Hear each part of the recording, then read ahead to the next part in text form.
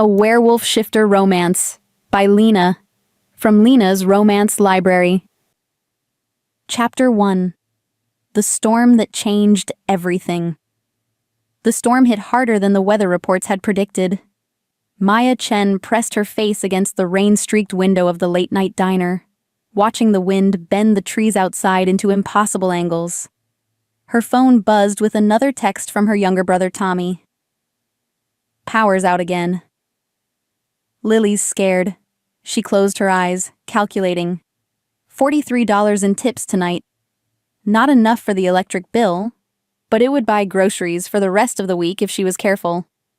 Her second job at the warehouse started in 6 hours, and her third, cleaning offices downtown, would begin right after that ended. 3 jobs, 18 years old.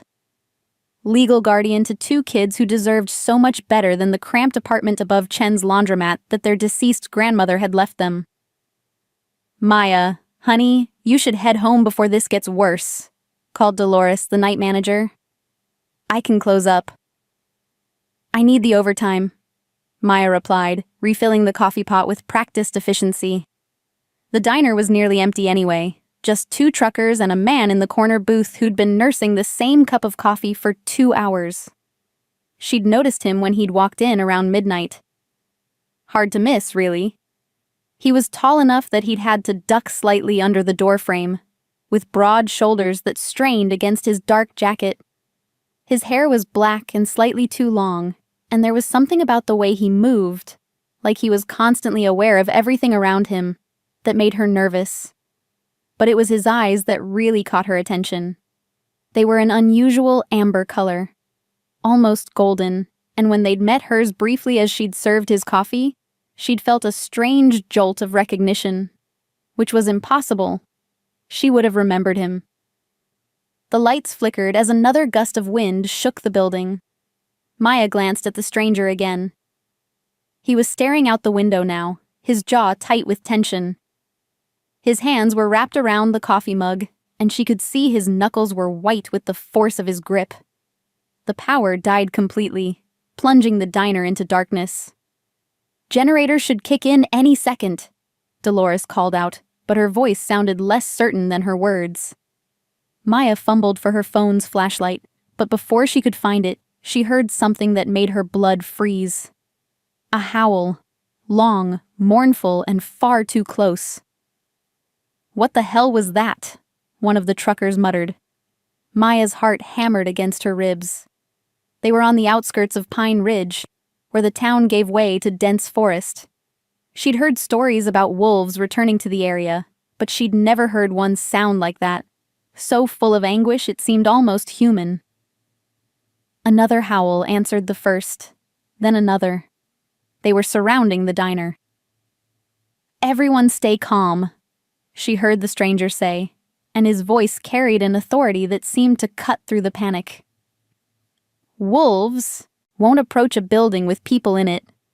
But even as he spoke, Maya heard something that contradicted his words. The sound of heavy paws on gravel, circling the diner. Getting closer. The generator finally rumbled to life, casting weak light through the emergency bulbs. Maya looked around at the other customers. The truckers were pale but trying to look tough. Dolores had her hand pressed to her chest, breathing heavily. And the stranger? The stranger was gone. Maya blinked, certain she was seeing things wrong. He'd been right there in the corner booth just seconds ago. But the booth was empty, his coffee mug still warm on the table. A tremendous crash shook the building as something heavy slammed into the sidewall. Then another impact, this time against the front door. The glass rattled in its frame. Call 911, Dolores gasped, fumbling for her phone. But Maya was moving toward the window, drawn by something she couldn't explain. Through the rain-distorted glass, she could see shapes moving in the darkness. Large shapes. Too large to be normal wolves. One of them passed directly under a security light, and Maya's breath caught. It was massive, easily the size of a small horse, with fur so dark it seemed to absorb the light. Its eyes were amber. Golden amber. Impossible. The creature turned toward the window as if it had sensed her watching. For a moment that stretched like eternity, they stared at each other through the glass. Maya felt that same jolt of recognition, stronger now, accompanied by something that should have been fear but felt more like longing. Then the creature threw back its head and howled, a sound so full of pain and desperate need that tears sprang to Maya's eyes. Without thinking, she reached toward the window, her palm pressing against the cold glass. The wolf, because what else could it be, stepped closer. Even through the storm and the glass, Maya could see the intelligence in those amber eyes. This wasn't just an animal. There was something achingly human in its expression. "Maya, get away from there!" Dolores screamed. But Maya couldn't move. The wolf was so close now that its breath fogged the glass where her hand was pressed.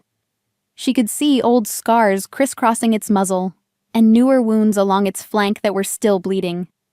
It was hurt. Badly. The wolf's eyes found hers again, and Maya felt something click into place in her chest, like a lock opening, or a missing piece of herself sliding home. The sensation was so intense it took her breath away. "Help me." The words echoed in her mind, though the wolf's mouth hadn't moved. Maya shook her head, certain she was losing her sanity. Wolves couldn't talk, even in her head. But those eyes... Another impact against the diner wall made everyone except Maya jump. The wolf's gaze flicked away from hers, toward something she couldn't see, and its lips pulled back in a snarl that revealed teeth like ivory daggers. "They're coming. I can't protect you from inside." There it was again, that impossible voice in her head. Maya's rational mind screamed that she was having some kind of breakdown, but every instinct she possessed was telling her to trust what she was hearing. "I have to go outside," she said. "Absolutely not." Dolores's voice was sharp with panic. "Maya, those things will tear you apart." But Maya was already moving toward the back door. She grabbed the first aid kit from behind the counter and shoved it into her jacket. The wolf was injured, and somehow she knew that helping it was the most important thing she would ever do. "Maya, stop!" One of the truckers lunged for her arm, but she ducked around him. She burst through the back door into the storm, immediately soaked to the skin. The wind was so strong it nearly knocked her down, and the rain felt like needles against her face. "Where are you?" she called, feeling ridiculous. But within seconds, the massive dark wolf materialized from the shadows, moving with surprising grace despite its injuries. Up close, it was even more magnificent and terrifying. Its shoulder came up to her chest, and she could see the power in its frame, the coiled strength that could snap her in half without effort. But when it looked at her with those amber eyes, all she felt was recognition and an overwhelming urge to help. "You're bleeding," she said, opening the first aid kit with shaking hands. "I don't know how to treat something like this, but..." The wolf stepped closer, so close she could feel its body heat even through the storm. It lowered itself to the ground, making itself as non-threatening as possible, and Maya's fear finally began to fade. She had just reached out to touch one of the wounds when another howl split the night, different from the first ones. This one was full of rage and challenge. The wolf's head snapped up, and it placed its massive body between Maya and the sound. A growl rumbled from its chest, so deep she felt it in her bones. "Run." This time the voice in her head was urgent, desperate. "Run, Maya. They can't know about you." "How do you know my name?" she whispered. But before the wolf could answer, if it could answer, 3 more shapes emerged from the tree line. These wolves were smaller than hers, but their eyes glowed with a cold, calculating intelligence that made her skin crawl. The lead wolf was silver-gray, with scars that spoke of many battles. It looked between Maya and the dark wolf, and something like satisfaction flickered in its expression. So, a different voice slid into Maya's mind, cold and mocking. The great Kai has found himself a little human pet. Maya's protector, Kai, snarled, but she could sense his weakness. He was outnumbered and injured. Whatever was happening here, it wasn't going to end well. Unless... Maya stepped forward, putting herself between the injured wolf and his attackers. "Leave him alone," she said, surprised by the steadiness of her own voice. The silver wolf's eyes fixed on her, and she felt a chill that had nothing to do with the storm. When it smiled, and dear God, how could a wolf smile? She saw too many teeth. "How interesting," the cold voice said. "She can hear us." The implications of that hit Maya like a physical blow. If she could hear them speaking in her mind, if she could understand what was happening here, then whatever these creatures were, they weren't just wolves, and she wasn't entirely human. The dark wolf, Kai, pressed against her side, his warmth seeping through her soaked clothes. She could feel his strength returning, fed by her proximity in a way that should have been impossible. "Whatever happens next," his voice whispered in her mind, gentler now, "know that finding you was worth everything." Maya reached down and buried her fingers in his wet fur, feeling the rightness of the connection between them. Whatever she was about to face, whatever truth was about to shatter her world, she wouldn't face it alone. The storm raged around them, but Maya Chen had never felt more certain of anything in her life. She was exactly where she was supposed to be. Chapter 2. Secrets in the Dawn. Maya woke up in a bed that wasn't hers, wrapped in blankets that smelled like pine, and something distinctly masculine. Sunlight streamed through windows she didn't recognize, and for a moment she lay still, trying to piece together how she'd gotten there. The storm, the wolves, the impossible voice in her head, the man sleeping in the chair beside her bed. Maya's breath caught. It was the stranger from the diner. She was sure of it. Same black hair, same broad shoulders. But now she could see details she'd missed in the dim light. The strong line of his jaw. The way his dark lashes rested against high cheekbones. The scars that decorated his hands and forearms. He was beautiful in a way that made her chest tight. But there was something dangerous about him, too.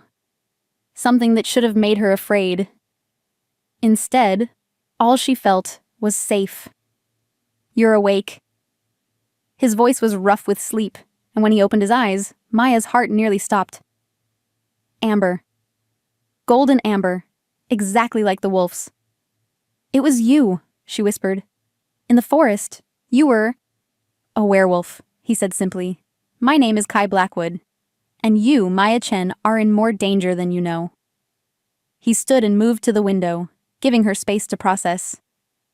Outside, Maya could see they were in a cabin surrounded by dense forest. There was no sign of the other wolves, or the town, for that matter. "Where are my siblings?" The question burst out of her before anything else. "I have to get back to them. They need me." Kai turned, and the expression on his face was gentle but serious. "They're safe. I made sure of it before I brought you here. Your neighbor, Mrs. Patterson, is looking after them." "How do you know about Mrs. Patterson?" Maya sat up, the blankets pooling around her waist. She was still wearing her diner uniform, but someone, Kai, she realized with a flush, had removed her wet jacket and shoes. "I've been watching you for weeks," he admitted, "trying to figure out why I couldn't get you out of my head. Why every instinct I had was screaming at me to protect you." Maya stared at him. That's completely creepy. You realize that?" To her surprise, Kai laughed. A rich, warm sound that did things to her insides she didn't want to examine. "Yeah, I figured you'd see it that way. But Maya, what happened last night?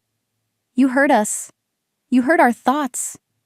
Do you have any idea how rare that is? I don't understand any of this. Maya pushed her hair back from her face, trying to think clearly. Werewolves aren't real. They're stories. And I'm completely normal. I'm nobody special. You're wrong about both of those things. Kai moved closer, but carefully, as if approaching a skittish animal. Werewolves are real. We've been living alongside humans for centuries, hiding in plain sight. And you... He paused, studying her face. You're definitely not normal, Maya. What's that supposed to mean? It means you're my mate. The words hit Maya like a physical blow. She scrambled backward on the bed, pulling the blankets up to her chin. You're what? Mate? It's... Kai ran a hand through his hair, looking frustrated. It's hard to explain to someone who isn't a shifter. It's like finding the other half of your soul, the person you're meant to be with, the only person who can complete you. Maya's mind reeled. That's insane. I don't even know you. But you feel it, Kai said quietly. Don't you? That pull, that sense of recognition. Tell me you didn't feel something when you looked into my eyes last night. Maya opened her mouth to deny it, then closed it again. Because he was right. She had felt something powerful and undeniable. Even now, sitting across from him in daylight, she could feel that invisible thread pulling at her chest. This is crazy, she said finally. I can't be your mate. I have responsibilities. I have Tommy and Lily to take care of. I can't just disappear into the woods with some guy I don't know who turns into a wolf. Pain flickered across Kai's features, but he nodded. I understand, and I'm not asking you to abandon your family. But Maya, those wolves last night, they weren't just random. They were from the Silver Creek pack, and they have a problem with me. What kind of problem? Kai was quiet for a long moment, staring out at the forest. When he spoke, his voice was heavy with old pain. I used to be their alpha. 5 years ago, I made a decision that got people killed. Good people. Including the former alpha's daughter. Maya felt something cold settle in her stomach. What kind of decision? I trusted the wrong person. Let my guard down at the worst possible moment. A rival pack attacked during what should have been a peaceful negotiation, and... Kai's hands clenched into fists. 7 wolves died that night, including Sarah, who was supposed to be my mate. The last word hit Maya like a slap. Your mate? But you just said I was... Supposed to be, Kai interrupted. Arranged. Political. Sarah was the alpha's daughter, and our union would have strengthened both packs. But we were never true mates. Never felt what you and I felt last night. Maya tried to process this information, but her head was spinning. So you left? I was exiled, cast out for my failure to protect the pack. I've been a lone wolf ever since, staying away from pack politics. Until I caught your scent 3 weeks ago and my whole world turned upside down. My scent? Kai's eyes met hers, and Maya saw heat there that made her pulse quicken. Every wolf has a unique scent. Yours is... He closed his eyes, breathing deeply. Like wildflowers and rain and something that's purely you. It called to me from blocks away. Maya felt her cheeks burn. This whole conversation was surreal, like something out of the romance novels she sometimes read when she couldn't sleep. But the heat in Kai's gaze was very real, and her body's response to it was undeniable. Those wolves last night, she said, trying to steer the conversation back to safer ground. The silver one. He knew about me. Kai's expression darkened. That was Marcus, the current alpha of Silver Creek. He's been hunting me for years, and now that he knows about you... He trailed off, but Maya could fill in the blanks. He'll use me to get to you. Yes. So what do we do? The "we" slipped out before Maya could stop it, but she didn't take it back. Whatever was happening between them, whatever she was or wasn't, she couldn't deny that she felt safer with Kai than she had in years. "We have options," Kai said carefully. "I could take you far away from here. There are places we could go where the packs would never find us." "And leave my siblings behind?" Maya shook her head immediately. "Not happening." "I could try to rejoin Silver Creek, submit to Marcus's authority, and hope he'd accept you as pack." "Would he?" "No," Kai admitted. "Marcus has never forgiven me for what happened to Sarah, and he's always been traditional about humans. He wouldn't accept a human mate for any wolf, let alone me." Maya studied Kai's face, reading the tension there. "There's a third option, isn't there? One you don't want to tell me." Kai met her eyes, and Maya saw resignation there. "I could reject the mate bond, cut the connection between us. You'd be safe, able to go back to your normal life." "And you?" "It would destroy me," he said simply. "But I'd survive, and you'd be free." Maya felt tears prick her eyes, though she wasn't sure why. The smart thing, the sensible thing would be to choose option 3. Go back to her life, her jobs, her siblings. Pretend none of this had ever happened.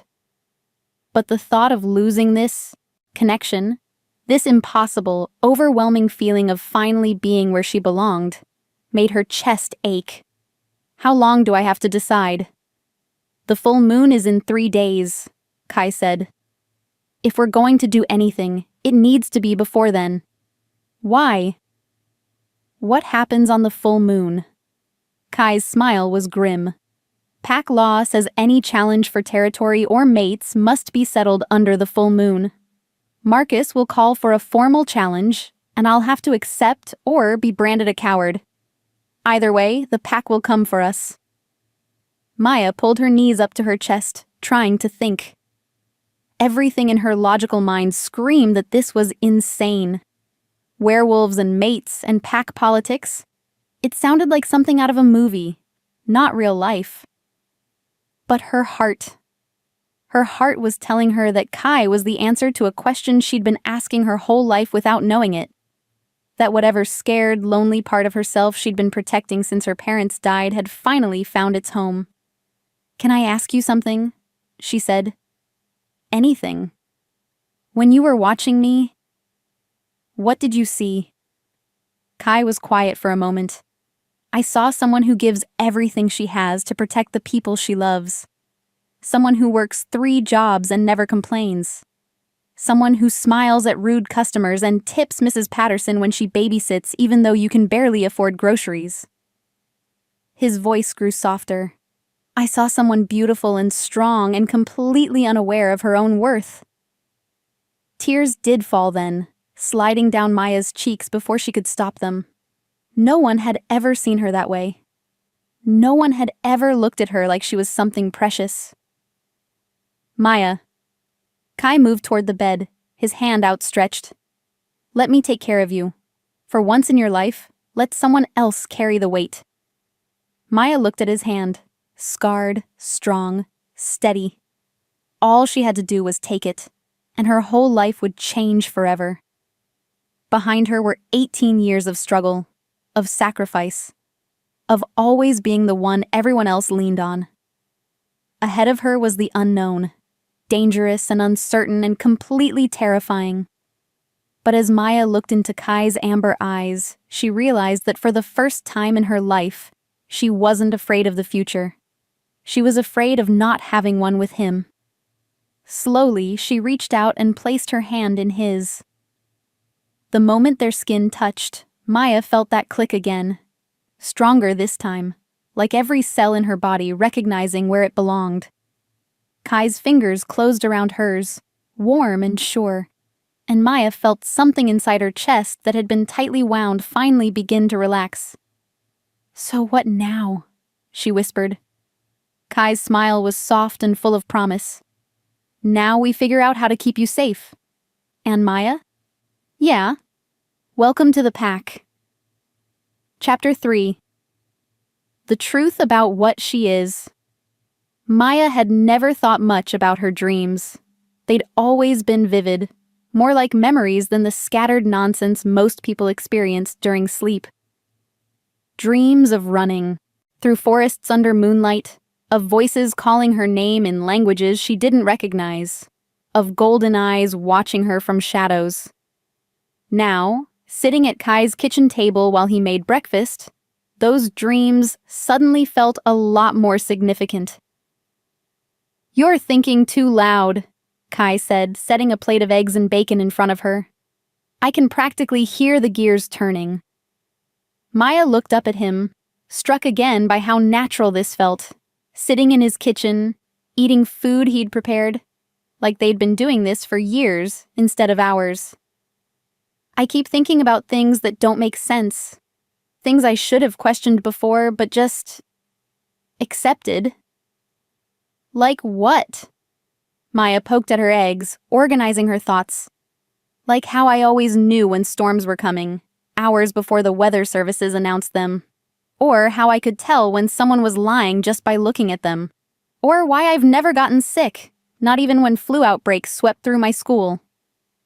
Kai sat down across from her, his breakfast untouched. "What else?" "My parents died in a car accident when I was 15, Maya continued. "But the night before it happened, I had this dream. I saw the crash. Exactly how it would happen, down to the truck that ran the red light." Her voice grew quieter. "I tried to convince them not to go to the conference that weekend. Made up excuses, pretended to be sick, even hid their car keys. But they went anyway." "Maya?" Kai's voice was gentle. "The social worker who handled our case said it was survivor's guilt making me think I'd predicted it. That trauma can make us remember things differently than they happened." Maya finally looked up at him. "But I didn't remember it wrong, did I?" "No," Kai said. "You didn't. So what am I?" Kai was quiet for a long moment, studying her face. "That's complicated. And I think you need to hear it from someone who knows more than I do about these things." Maya's stomach clenched. "What do you mean?" "There's someone I want you to meet. Someone who might have answers about your abilities." Kai reached across the table and took her hand. "But first, I need to know you trust me. Really trust me." Maya looked down at their joined hands. She'd known this man for less than 24 hours, and he was asking her to trust him with what? Her life? Her sanity? The safety of her siblings? But when she looked into his eyes, she realized the answer was already there, in the steady rhythm of her heart when he was near, in the way her whole body relaxed when he touched her. "I trust you," she said. Kai smiled, and Maya felt that flutter in her chest that was becoming familiar. "Good, because we're going to see Elena's shadow moon, and she doesn't suffer fools or cowards." An hour later, Maya found herself hiking through forests so dense the canopy blocked out most of the sunlight. Kai moved through the trees like he'd been born there, never hesitating about which path to take, but Maya could sense his tension growing with each step. "You're nervous," she observed. "Elena is intense. She's the most powerful witch in 3 states, and she has no patience for pack politics or werewolf drama. The only reason she'll see us is because your case is unusual enough to interest her." "Witch?" Maya stumbled over a root, caught herself. "As in actual magic?" "As in, she could turn you into a toad if you annoy her," Kai said seriously. "So try not to do that." They walked in silence for a while, deeper into the forest than Maya had ever been. The trees here were ancient, massive oaks and pines that must have been standing for centuries. The air itself felt different, thick with something Maya couldn't name but could definitely feel. "Kai," she said finally, "what happened that night?" "The night your pack was attacked?" His steps faltered slightly, but he didn't stop walking. We were meeting with the Northern Ridge Pack to discuss territory boundaries. Both alphas were tired of the constant border skirmishes, ready to negotiate a real peace treaty. That sounds like a good thing. It should have been. But I was young and arrogant and convinced I could handle anything. Kai's voice was bitter. The meet was supposed to be neutral ground. No weapons, just the alphas and their seconds. I was Marcus's second then, before he became alpha. Maya could see where this was going. Someone broke the rules. The Eastern Pack had been trying to expand their territory for months. They saw the peace talks as an opportunity to take out 2 alphas at once and claim both territories. Kai stopped walking and turned to face her. I should have sensed them coming, should have smelled them on the wind, but I was distracted. By what? Kai's gaze slid away from hers. Sarah had just told me she was pregnant. Maya felt like she'd been punched in the stomach. Pregnant? With your child? I thought so at the time. We'd been together a few times, trying to make the arranged mating work. But afterward, I realized the timing was off. The baby wasn't mine. She was cheating on you? With someone from the Eastern Pack, it turned out. The whole thing was a setup from the beginning. Sarah was feeding them information about our security, our patrol schedules. The pregnancy announcement was designed to throw me off my game right before the attack. Maya stared at him, processing this information. And you blame yourself for not realizing it. 7 wolves died because I couldn't tell my own mate was betraying me. Because I let my guard down at the worst possible moment. Kai's hands clenched into fists. Sarah died too.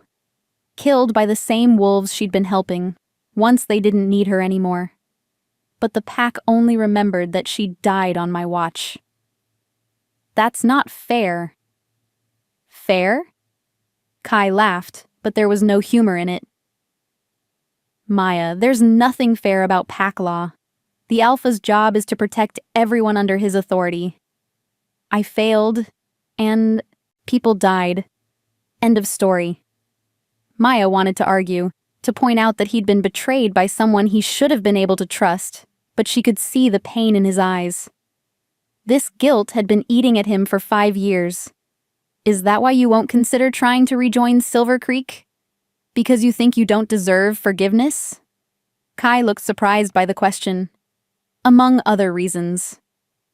What are the other reasons? Marcus hated me even before the attack.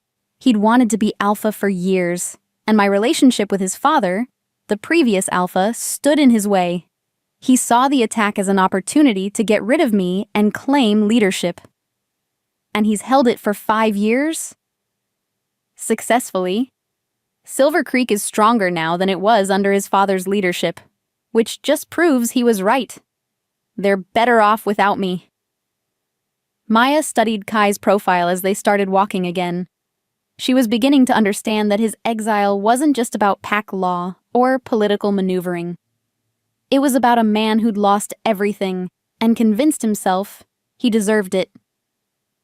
They walked for another 20 minutes before Maya smelled smoke. Not the acrid smell of a forest fire, but something woody and pleasant, mixed with herbs she couldn't identify. We're here, Kai said. The cottage appeared so suddenly Maya wondered if it had been there all along, or if it had somehow materialized as they approached. It was small and rustic, built from the same dark wood as the surrounding trees, with smoke curling from a stone chimney and gardens that seemed to exist in their own pocket of eternal spring. Elena! Kai called out as they approached the front door. It's Kai Blackwood. I've brought someone to see you. The door swung open before they reached it, revealing a woman who wasn't at all what Maya had expected. Elena Shadowmoon looked to be in her 40s, with long, silver-streaked hair and kind brown eyes. She wore jeans and a flannel shirt, and if Maya had passed her on the street, she would have guessed she was a librarian or a kindergarten teacher. Kai, Elena said warmly, pulling him into a hug. It's been too long. Elena, this is Maya Chen. She's the one you've been dreaming about. Elena finished, turning to study Maya with those sharp brown eyes. Yes, I can see why. Come in, both of you. We have much to discuss. The interior of the cottage was exactly what Maya would have expected from a witch's home, if she'd ever thought about what a witch's home would look like. Herbs hung drying from the ceiling beams, crystals lined the windowsills, and books filled every available surface. But it was also warm and welcoming, with comfortable furniture and the lingering scent of baking bread. Sit, Elena said, gesturing to a couch covered with handmade quilts. I'll make tea. Maya found herself relaxing despite her nerves. There was something about Elena that reminded her of her grandmother, the same sense of deep wisdom and unconditional acceptance. So, Elena said, returning with a tray of tea and what looked like homemade cookies. Tell me about the dreams, dear. Maya nearly choked on her tea. How did you know about the dreams? Elena smiled. Lucky guess. But also, you have the look of someone who's been carrying visions for a long time without understanding what they meant. I've been having them since I was a child. Dreams about running through forests, about voices calling my name, about... Maya glanced at Kai. About golden eyes watching me. Prophetic dreams are common in your bloodline, Elena said matter-of-factly. My bloodline? Maya set down her teacup with shaking hands. What do you mean, my bloodline? Elena looked between Maya and Kai. You haven't told her? I wasn't sure, Kai said. I suspected, but... Suspected what? Maya's voice rose. Will someone please tell me what's going on?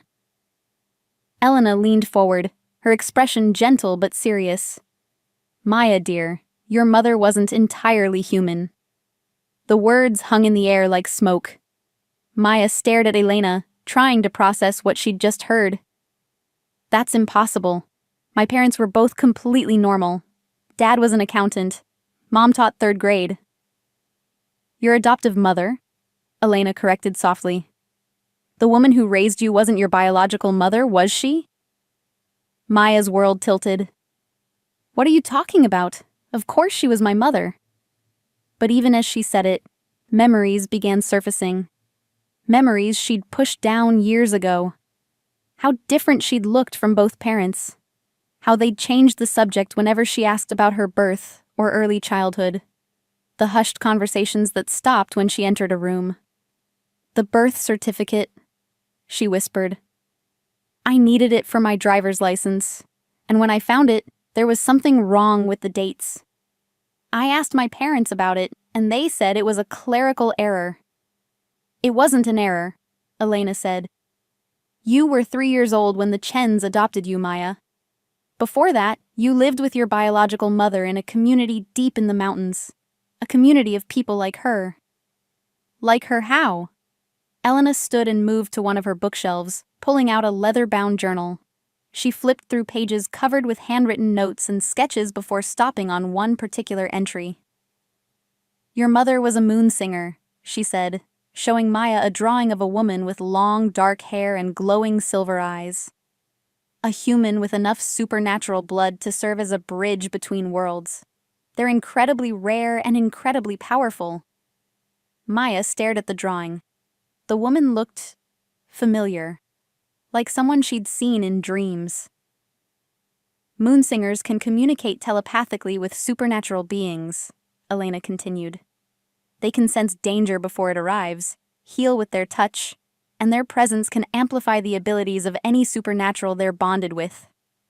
Maya looked at Kai, remembering how his wounds had seemed to heal faster when she was touching him, how his strength had returned when she stood beside him during the confrontation with the other wolves. That's why you could hear our thoughts, Kai said quietly. That's why you felt the mate bond so strongly. Your moonsinger blood recognized me as yours. But if my mother was so powerful, why did she give me up? Elena's expression grew sad. Because she knew what was coming. The pack wars of 20 years ago were brutal, Maya. Entire communities were wiped out. Your mother saw her death in a vision and arranged for your adoption to keep you safe. She's dead? They all are, dear. The entire Moonsinger settlement was destroyed 3 days after you went to live with the Chens. Your mother's sacrifice saved your life. Maya felt like the ground had disappeared beneath her feet. Everything she'd thought she knew about herself, about her family, had been a lie. Why didn't anyone tell me? The Chens were told to keep your heritage secret, Elena explained. For your own protection. Moonsingers were hunted almost to extinction because of their power. Some packs wanted to enslave them, others wanted to eliminate them entirely. But I'm not powerful, Maya protested. I'm just ordinary. Elena and Kai exchanged a look. Maya, Kai said carefully, what do you think happened last night when Marcus and his wolves surrounded us? You fought them off.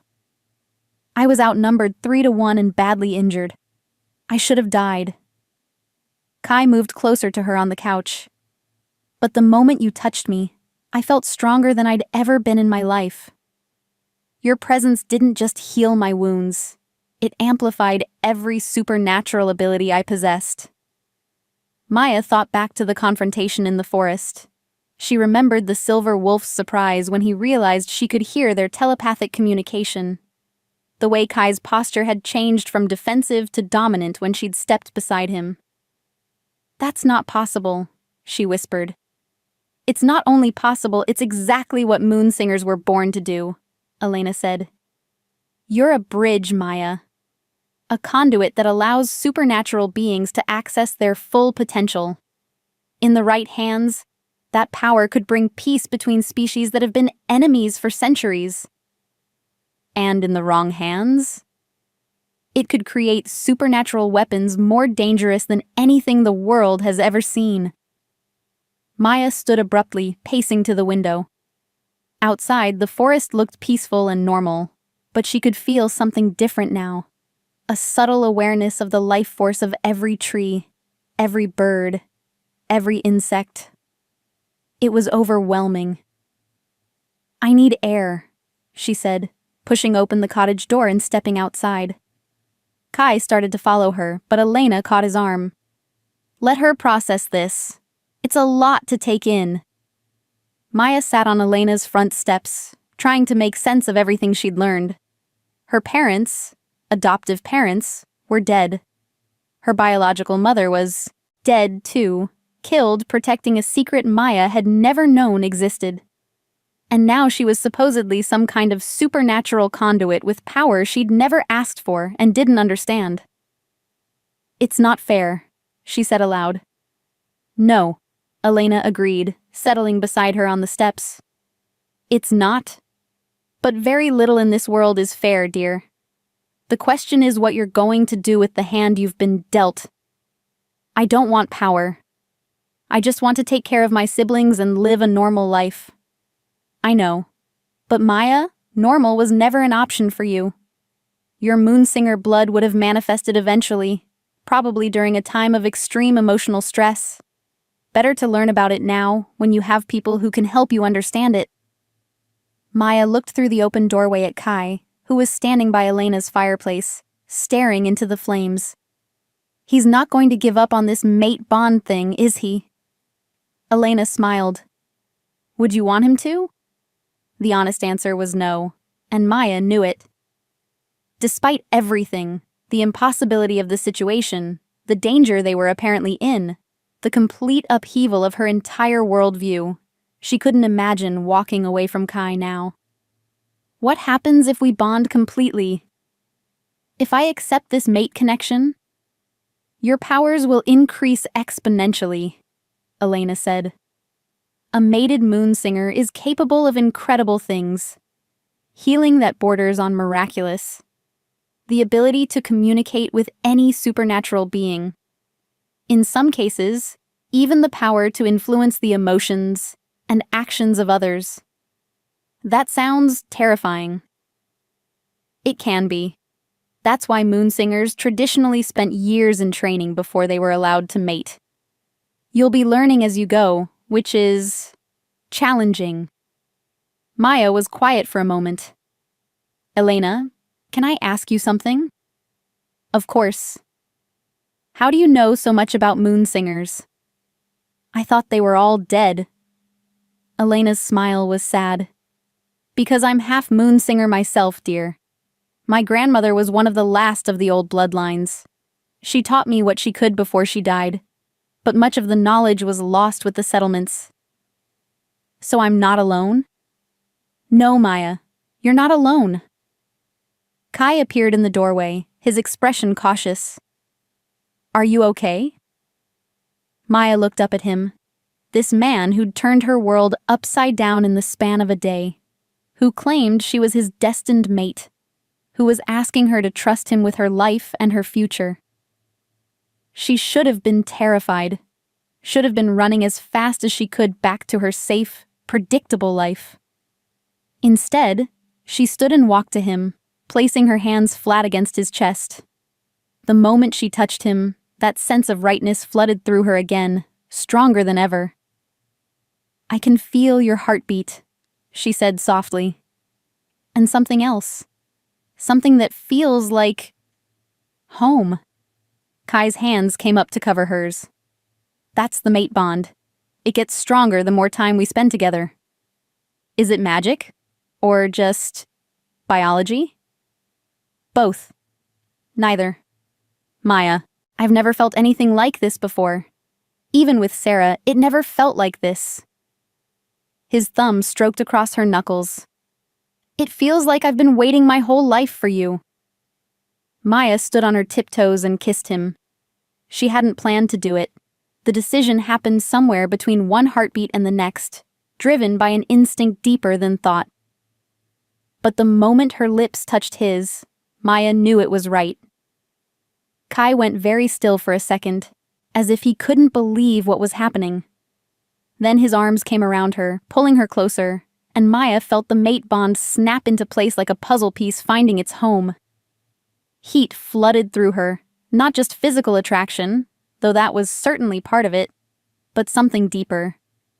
She could feel Kai's emotions as if they were her own, his relief, his joy, his absolute devotion.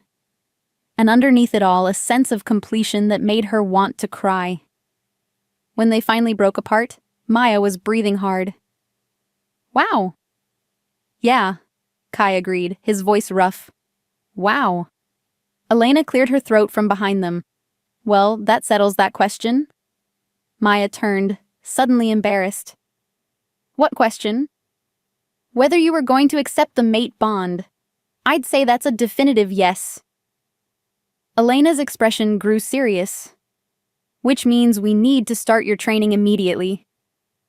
Training for what? For the fight that's coming, Elena said. Marcus won't let this go, Maya. He'll see your power as a threat to his authority and your connection to Kai as a personal insult. He'll come after both of you, and when he does, you'll need to be ready. Maya felt Kai tense beside her. How long do we have? Until the full moon, Elena replied. 2 days. 2 days to learn how to use powers Maya had never known she possessed. 2 days to prepare for a confrontation with an alpha werewolf who wanted to destroy the man she was falling in love with. Maya looked at Kai, seeing her own determination reflected in his amber eyes. They'd face whatever was coming together. She just hoped it would be enough. Chapter 4. Learning to fight back. Maya had always thought she was clumsy. Growing up, she'd been the kid who walked into glass doors and tripped over her own feet. Her adoptive parents had enrolled her in dance classes, gymnastics, even martial arts, but nothing seemed to help. She'd accepted long ago that grace and coordination just weren't part of her skill set. Apparently, she'd been wrong about that too. Again, Elena called from across the clearing behind her cottage. And this time, trust your instincts. Maya closed her eyes, reaching for that strange new awareness Elena had been helping her develop over the past 2 days. She could feel Kai moving through the trees around her, not see him, but sense his presence like a warm pulse at the edge of her consciousness. He was approaching from her left, moving silently through the underbrush with predatory grace. Maya had watched him shift from human to wolf and back again dozens of times now, but it still took her breath away. The fluid transformation, the way his amber eyes remained constant in both forms, the sheer power contained in his wolf body. Focus, she told herself. Maya turned toward where she sensed Kai moving and held out her hand. For a moment, nothing happened. Then she felt it. That tingle of energy Elena had been teaching her to recognize and channel. Light erupted from her palm, not the harsh glare of a flashlight, but something softer and warmer. The beam cut through the shadows between the trees, illuminating Kai's wolf form as he froze mid-stride. Excellent. Elena clapped her hands. You held it for almost 10 seconds that time. Maya let the light fade, swaying slightly as the energy drain hit her. Kai bounded over in his wolf form, shifting back to human just as he reached her side. He was wearing only a pair of shorts. Shifting, apparently, wasn't kind to clothing, and Maya had to work to keep her eyes on his face. You're getting stronger, he said, steadying her with a hand on her arm. That light would have stopped a charging werewolf in its tracks. But would it have stopped Marcus? The question hung in the air between them. Tomorrow night was the full moon, and they all knew Marcus would come. Elena's cottage was protected by wards and ancient magic, but even she admitted those defenses wouldn't hold against a full pack assault. Maya, Elena said gently, you need to understand something. The power you're developing, it's not meant to be a weapon. Then what good is it? Moonsinger abilities are designed to heal, to bridge divides, to bring peace between enemies. Elena sat down on a fallen log, suddenly looking every one of her 40-something years. The light you just created could soothe an enraged werewolf instead of stopping one. Your telepathic connection could allow you to negotiate with pack leaders who've been enemies for generations. Maya felt frustration rise in her chest. But Marcus doesn't want peace. He wants Kai dead and me... What? Captured? Killed too? Probably captured, Kai said grimly. A Moonsinger's power is too valuable to waste. He'd want to use you to strengthen his own pack. The thought made Maya's skin crawl. Over my dead body. That's what I'm afraid of, Kai murmured. Elena stood, brushing dirt off her jeans. There is one more thing we can try. But Maya, it's dangerous, and there's no guarantee it will work. What kind of thing? A forced awakening. We can use the full moon's energy to accelerate your power development, potentially unlocking abilities that might take months or years to manifest naturally. Maya looked between Elena and Kai. What's the catch? The process could kill you, Elena said bluntly, or it could drive you insane. Moonsinger powers are meant to develop gradually, with careful training and guidance, forcing them to manifest all at once. The human mind isn't designed to handle that much supernatural energy. And if we don't do it, then we fight Marcus and his pack with the abilities you have now, and hope it's enough. Maya closed her eyes, trying to think clearly. Every instinct she had was screaming that tomorrow night would be a disaster. Even if they managed to fight off Marcus's wolves, how long before another pack came after them? How long before someone decided the risk of leaving a Moonsinger free was too great? There's something else, Kai said quietly. Something I haven't told you. Maya opened her eyes, reading the tension in his shoulders. What? Marcus isn't the only one who knows about you now. Word is spreading through the supernatural community. Elena's heard rumors. What kind of rumors? Elena's expression was grim. 3 different packs have sent scouts to the area in the past 24 hours. There's talk of an alliance forming, not to help you, but to claim you. Maya felt cold despite the afternoon sunshine. How many wolves are we talking about? Potentially dozens, maybe more. Kai moved closer to her, his protective instincts clearly activated. Maya, we need to consider the possibility that staying and fighting isn't our best option. You mean running. I mean surviving. There are places we could go, and leave my siblings to wonder what happened to me for the rest of their lives? Maya shook her head firmly. I won't abandon Tommy and Lily. Then we fight, Kai said simply. With what? The light tricks I've learned in 2 days? Maya laughed, but there was no humor in it. Kai, I can barely maintain that light for 10 seconds. What am I supposed to do against a pack of werewolves? Elena was quiet for a long moment, staring into the forest. When she spoke, her voice was thoughtful. There might be another way, but it would require you to trust me completely, Maya. And it would mean accepting the mate bond fully, not just emotionally, but supernaturally. What do you mean? A true mating bond between a moonsinger and her wolf can create something unprecedented. Your powers wouldn't just complement each other. They would merge, creating abilities neither of you could achieve alone. Maya felt her cheeks heat. Are we talking about? Sex is part of it, Elena said matter-of-factly. But it's more than that. It's a complete joining. Heart, mind, soul, and body. Once the bond is complete, you'll be connected in ways that go beyond the physical realm. Maya looked at Kai, seeing her own uncertainty reflected in his eyes. They'd known each other for 3 days. Yes, she felt the pull of the mate bond, the rightness of being near him, but taking that final step. What would happen to us?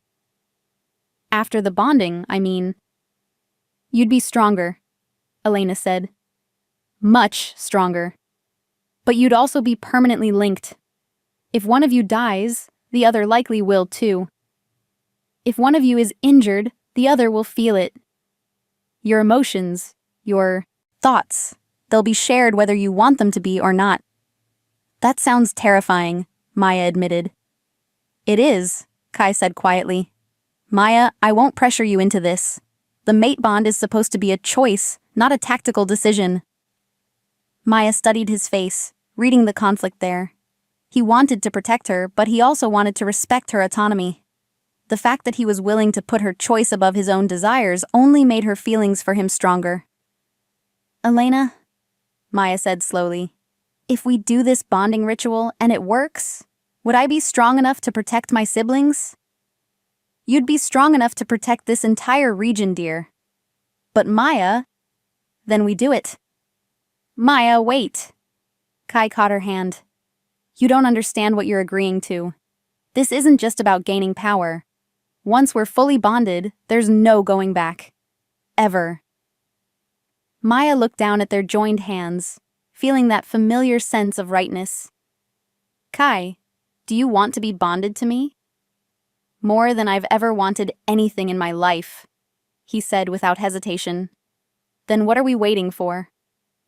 Elena held up a hand. If you're serious about this, we need to prepare properly. The bonding ritual must be completed before moonrise tomorrow, and there are preparations that need to be made. What kind of preparations? Elena's smile was mysterious. The kind that will ensure you both survive what's coming. But Maya, Kai, are you absolutely certain? Because once this ritual begins, there's no stopping it. Maya looked at Kai, seeing her own determination reflected in his amber eyes. Tomorrow night, they would face an enemy who wanted to destroy everything she cared about. She could face that fight as she was, barely trained, barely in control of powers she didn't understand. Or she could take this leap of faith with the man who'd already turned her world upside down. I'm sure, she said. Kai squeezed her hand. So am I. Elena nodded. Then we begin at sunset. Chapter 5. The Bonding Ritual. The ritual circle Elena had created in the clearing behind her cottage looked like something out of a fairy tale. Maya stood at the edge of it, wrapped in a silk robe that Elena had given her, watching the older woman place the final crystals around the perimeter. Candles flickered at cardinal points, their flames dancing in the evening breeze. Herbs had been scattered across the ground in patterns that seemed both ancient and mystical. "It's beautiful," Maya said softly. "It's functional," Elena replied, but she was smiling. "Each element serves a purpose in channeling and focusing the energies you'll be working with tonight." Kai emerged from the cottage wearing only loose cotton pants, his chest bare. Maya's breath caught at the sight of him, all lean muscle and graceful strength. But it was the expression on his face that made her pulse quicken. He looked at her like she was something precious and miraculous, like he couldn't quite believe she was. "Real, having second thoughts?" he asked gently. "No," Maya said, and meant it. "You. Not a chance?" Elena moved to the center of the circle, holding a leather-bound book that looked centuries old. "Before we begin, I need both of you to understand what's going to happen. This isn't like human marriage ceremonies or even traditional werewolf mating rituals. This is older magic, drawn from the very first connections between moon singers and their wolf guardians." "Guardians?" Maya asked. "That's what werewolves were originally," Elena explained. "Protectors of moon singers and other supernatural beings who needed defense against those who would exploit their gifts. The mate bond was designed to create perfect partnerships, the moon singer's power amplified by the wolf's strength, the wolf's instincts guided by the moon singer's wisdom." Kai moved closer to Maya, close enough that she could feel the warmth radiating from his skin. "What do we need to do?" Elena opened the ancient book. "The ritual has 3 phases. First, you'll share blood, a symbolic joining of your life forces. Second, you'll share breath, connecting your spirits. Finally, you'll share bodies, completing the bond in the most intimate way possible." Maya felt her cheeks warm, but she kept her voice steady. "And after that?" "After that, you'll be one being in 2 bodies. Your powers will merge, creating something neither of you could achieve alone." Elena's expression grew serious. "But remember, this connection will be permanent. If you have any doubts, any reservations at all, speak now." Maya looked at Kai, reading the love and certainty in his amber eyes. 3 days ago, she'd been a tired, overworked girl trying to keep her family together. Now she was about to bond her soul to a werewolf and unlock powers she'd never dreamed of possessing. It should have been the scariest moment of her life. Instead, it felt like coming home. "I'm ready," she said. "Me too," Kai agreed. Elena nodded and began to chant in a language Maya didn't recognize but somehow understood. The words seemed to resonate in her bones, awakening something that had been sleeping her entire life. The candles flared brighter, and the air in the circle began to shimmer with visible energy. "Give me your hands," Elena instructed. Maya and Kai extended their hands palm up. Elena drew a small silver knife from her robes and made quick, shallow cuts across both their palms. Maya gasped at the sharp pain, but it was quickly overshadowed by something else. A tingling awareness that spread up her arm and through her entire body. "Press your palms together," Elena said. The moment their blood mingled, Maya felt the world tilt. Power rushed through her like electricity, but it wasn't harsh or painful. It was warm and welcoming and absolutely right. She could feel Kai's heartbeat as if it were her own, could sense his emotions as clearly as her own thoughts. "Maya," his voice whispered in her mind, and she realized with wonder that she was hearing him without words. "I can hear you," she whispered back the same way. "Always," he promised. "From now on, always." Elena's voice cut through their wonder. "Second phase. Share breath." Maya looked up at Kai, suddenly shy despite everything they were about to do. He seemed to understand, because he cupped her face gently in his free hand. Trust me," he murmured aloud. Maya nodded, and Kai kissed her. This kiss was different from their first one, deeper, more intense, filled with power that made Maya's whole body sing. She could feel something passing between them with each breath, some essential part of themselves being shared and merged. When Kai's tongue touched hers, she tasted wildness and moonlight, and something indefinably masculine that made her knees weak. They might have kissed for minutes or hours.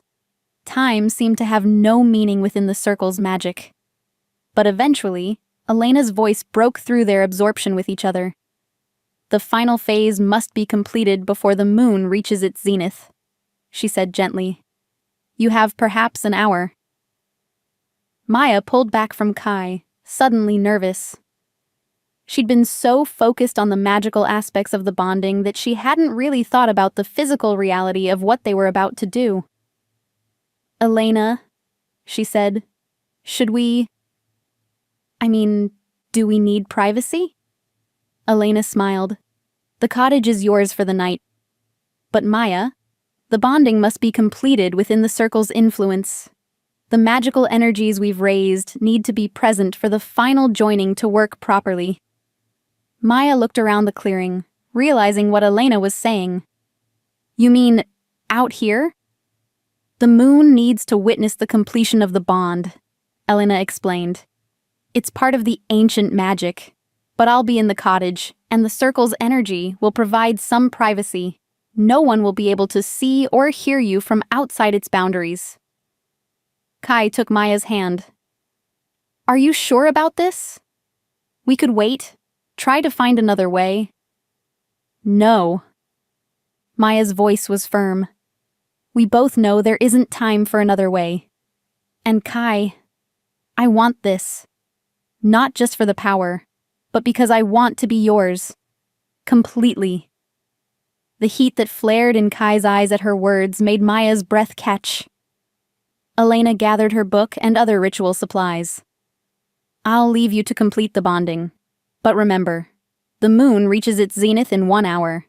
The ritual must be finished by then, or the energies will dissipate." With that, she disappeared into her cottage, leaving Maya and Kai alone in the magical circle. For a moment, they just looked at each other. The power raised by the first 2 phases of the ritual hummed between them, making Maya's skin feel hyper-aware and sensitive. She could feel Kai's desire like heat against her skin, could sense his wonder and love and barely restrained need. "Maya," he said softly. She reached up and untied the silk robe Elena had given her, letting it pool at her feet. The night air was cool against her skin, but Kai's gaze made her feel like she was standing in sunlight. "You're beautiful," he breathed. Maya had never thought of herself as beautiful. She was too practical, too focused on survival to worry much about appearance. But the way Kai was looking at her, with such reverence and desire, made her feel like the most beautiful woman in the world. Kai stepped closer, his hands settling gently on her waist. "Are you sure? Once we do this?" Maya silenced him with a kiss, pouring all her certainty and love into the contact. She could feel the exact moment his restraint snapped, could sense his protective instincts giving way to pure need. He lifted her easily, carrying her to the center of the circle where Elena had left a soft blanket spread on the ground. He laid her down with infinite care, as if she were made of something precious and fragile. "I love you," he said, and Maya felt the truth of it resonate through their growing bond. "I love you too," she replied, and meant it more than she'd ever meant anything in her life. What happened next was unlike anything Maya had ever experienced or imagined. It wasn't just the physical joining of their bodies, it was the complete merger of their souls. Every touch was amplified by their magical connection, every sensation shared between them until Maya couldn't tell where she ended and Kai began. When the final moment of completion arrived, power exploded through Maya like lightning. She felt her consciousness expand, felt abilities she'd never dreamed of snapping into focus with crystal clarity. She was dimly aware of light erupting from her skin, of Kai's answering howl of triumph and transformation. And then everything went white. When Maya's vision cleared, she was lying in Kai's arms under a sky blazing with moonlight. The clearing around them looked different, more vivid, more alive, as if she was seeing it through new eyes. Which, she realized, she was. "How do you feel?" Kai asked softly. Maya took inventory. Her body felt different, stronger, more coordinated, humming with energy that seemed to come from some inexhaustible source. Her mind felt expanded, aware of connections and possibilities she'd never noticed before. And she could sense Kai as clearly as she could sense herself, his emotions, his thoughts, his absolute devotion to her and their bond. "Powerful," she said finally. "Like I could move mountains if I needed to." Kai's smile was fierce and proud. "You could. We could." Maya sat up, suddenly aware that they weren't alone in the clearing anymore. Elena stood at the edge of the circle, but she wasn't looking at them. She was staring into the forest with an expression of grim satisfaction. "They're coming," Elena said simply. "3 packs, moving fast. They'll be here within the hour." Maya felt a spike of fear, but it was quickly overwhelmed by something else.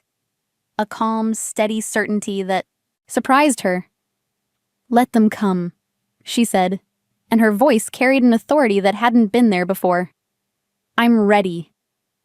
Kai's eyes flared with pride and something that might have been amazement. "We're ready," he corrected. Maya smiled, feeling the truth of it settle into her bones. Whatever was coming, whatever challenges they would face, she and Kai would meet them together. The bonding was complete. Now it was time to fight. Chapter 6. The Pack War begins. Maya had never realized how much sound the forest made at night. Sitting in Elena's cottage in the hour before dawn, she could hear everything.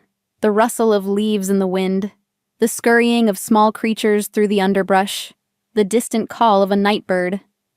But underneath all of that, she could hear something else. The soft pad of paws on earth, the whisper of fur against bark, the barely audible breathing of predators moving through the darkness. They were surrounded. "How many?" Kai asked from his position by the window. His voice was calm, but Maya could feel his tension through their newly completed bond. Maya closed her eyes, extending her enhanced senses outward. The bonding ritual had unlocked abilities she'd never dreamed of possessing, and one of them was an awareness of supernatural life forces that stretched for miles in every direction. 43 wolves, she said. 3 separate packs, just like Elena predicted.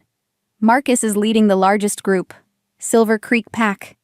They're positioned to the east. The other 2? Northern Ridge and Eastern Pack. They've formed an alliance. Maya opened her eyes, meeting Kai's gaze. "They're not here to negotiate, are they?" "No," Kai said grimly. "They're here to claim you or destroy you. Maybe both." Elena looked up from the ancient text she'd been studying. "There's something else, Maya. Something I didn't tell you before the bonding." Maya felt a chill of premonition. "What?" "Moon singers who complete the true bonding. They become something new. Something that's never existed before in the supernatural world." Elena's expression was both excited and frightened. "You're not just a bridge between species anymore. You're a potential alpha." "What does that mean?" "It means you could challenge any pack leader for dominance. And win. Your bonded power with Kai makes you stronger than any alpha who's ever lived." Maya stared at Elena, trying to process this information. "But I don't want to be an alpha. I don't want to rule anyone." "The packs out there don't know that," Kai said. "All they know is that a fully bonded moonsinger represents a threat to the existing power structure. Every alpha in the region is going to want to control you or eliminate you." A howl split the night air. Long, mournful, and unmistakably a challenge. Marcus, Kai identified. Maya stood, feeling power flow through her like liquid fire. The bonding had changed everything about how her body felt and moved. Where before, she'd been clumsy and uncertain. Now she felt graceful and strong. Where before she'd been tired and overwhelmed, now she felt like she could take on the world. What's he challenging? You, Elena said quietly. He's calling for formal combat under pack law. Single combat between alphas to determine territorial dominance. But I'm not an alpha. You are now, Kai said. The moment you completed the bonding, you became something unprecedented in werewolf society. And Maya... His voice grew gentle. You don't have to accept the challenge. We could still run. Find somewhere to hide until... Until when? Maya interrupted. Until more packs decide I'm a threat? Until word spreads to other supernatural communities, and they come after us too. She shook her head. Number? If I'm really as powerful as you both think I am, then it's time to prove it. Maya, you've had your abilities for less than 6 hours, Elena protested. Marcus has been fighting for pack dominance for 15 years. He's experienced, ruthless, and he knows every dirty trick in the book. But I have something he doesn't, Maya said, reaching for Kai's hand. The moment their skin touched, she felt their bond flare to life. Not just the emotional connection, but something deeper and more powerful. I have him. Kai's eyes widened as he felt what she was feeling. Through their bond, Maya could access not just Kai's strength and speed, but his knowledge and instincts. Every battle he'd ever fought, every technique he'd ever learned, every alpha confrontation he'd ever witnessed. It was all there, flowing through their connection like water. This is insane, Elena muttered, but Maya could hear the admiration in her voice. Another howl sounded, closer this time, then another and another, until the night air was full of challenges and threats from dozens of werewolf throats. Maya walked to the cottage door and stepped outside. The clearing in front of Elena's cottage had been transformed. Wolves ringed the space, some in human form, others in their shifted state. All of them focused on her with predatory intensity. She could smell their aggression and fear, could sense the way they tensed as she appeared. At the center of the clearing stood Marcus in human form, tall and lean with silver-streaked hair and cold blue eyes. He looked exactly like what he was, a man who'd clawed his way to power and held it through violence and intimidation. Maya Chen, he called out, his voice carrying easily across the clearing. You've caused quite a stir in our community. Apparently so, Maya replied, surprised by how steady her own voice sounded. I'm told you've bonded with the exile, that you think this gives you power over my pack. Marcus smiled, showing too many teeth. I'm here to correct that misunderstanding. I don't want power over anyone, Maya said truthfully. I just want to be left alone to live my life. Marcus laughed, a sound devoid of humor. That's not how this works, little girl. Power like yours can't be ignored or left unchecked. You're either with us or against us. And if I choose neither, then you die, along with your wolf and anyone else who stands with you. Maya felt Kai move up behind her, close enough that she could feel his body heat. Through their bond, she sensed his readiness to fight, his absolute commitment to protecting her no matter what it cost him. Kai Blackwood, Marcus said, his attention shifting. The disgraced former second who got good wolves killed through his incompetence. How fitting that you'd try to hide behind a human female. Maya felt rage flare through their bond. Not her own emotion, but Kai's. The insult hit him like a physical blow, stirring up all the guilt and self-doubt he'd been carrying for 5 years. I'm not hiding behind anyone, Kai said, his voice deadly quiet. No? Then prove it. Accept single combat for the right to keep your mate. Marcus's smile was cruel. Unless you're too much of a coward to risk her properly. Kai, don't, Maya said quickly. She could feel the trap Marcus was laying, could sense that this was exactly what the Alpha had been hoping for. But it was too late. Kai's pride and protective instincts had been triggered in exactly the way Marcus had intended. I accept, Kai said. The wolves around the clearing began to shift and pace, excited by the prospect of combat. Maya felt sick as she realized what had just happened. Wait, she said.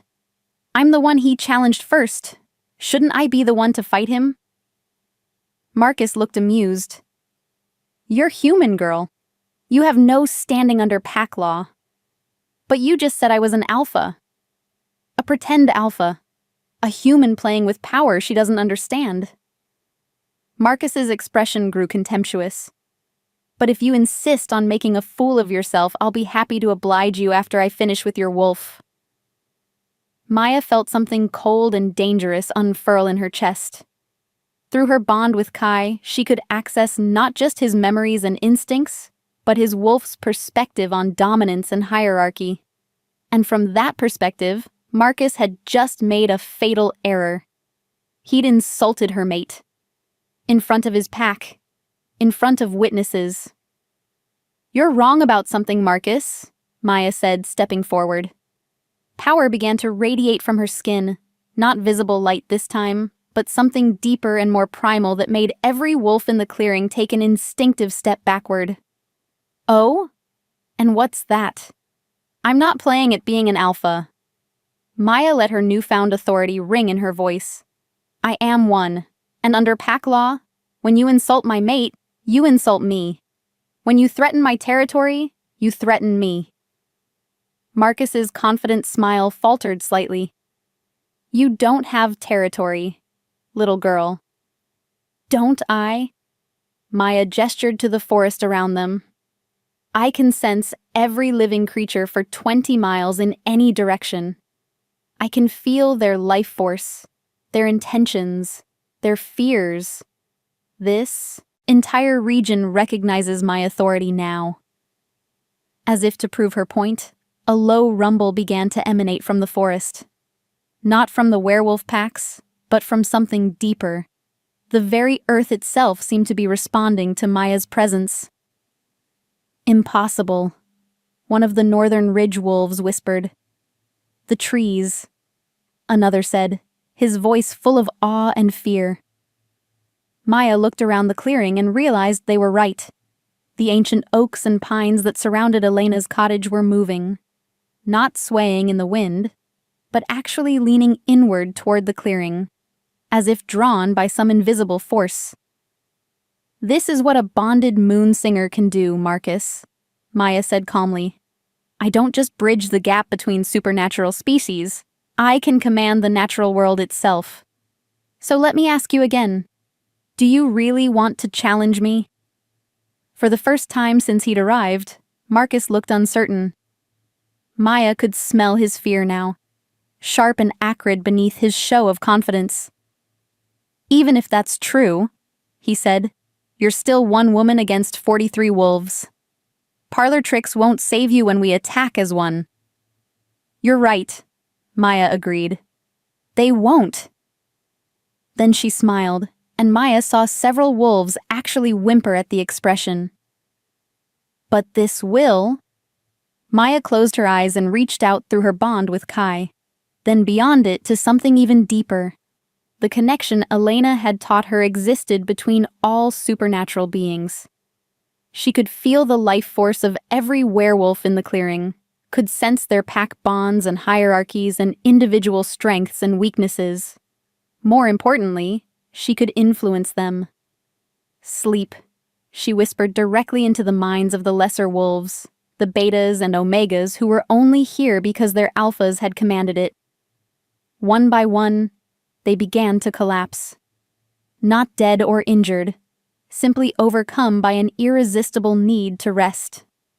Within moments, more than half the wolves surrounding the clearing were lying peacefully on the ground, their eyes closed, their breathing deep and regular. "What did you do to them?" Marcus snarled, his human form beginning to shimmer as his control over his transformations slipped. "I gave them what they wanted most," Maya said simply. "Peace. Rest. Freedom from having to fight battles that aren't theirs." Only the alphas and their immediate lieutenants remained standing now, perhaps 15 wolves instead of 43. Still dangerous, but much more manageable odds.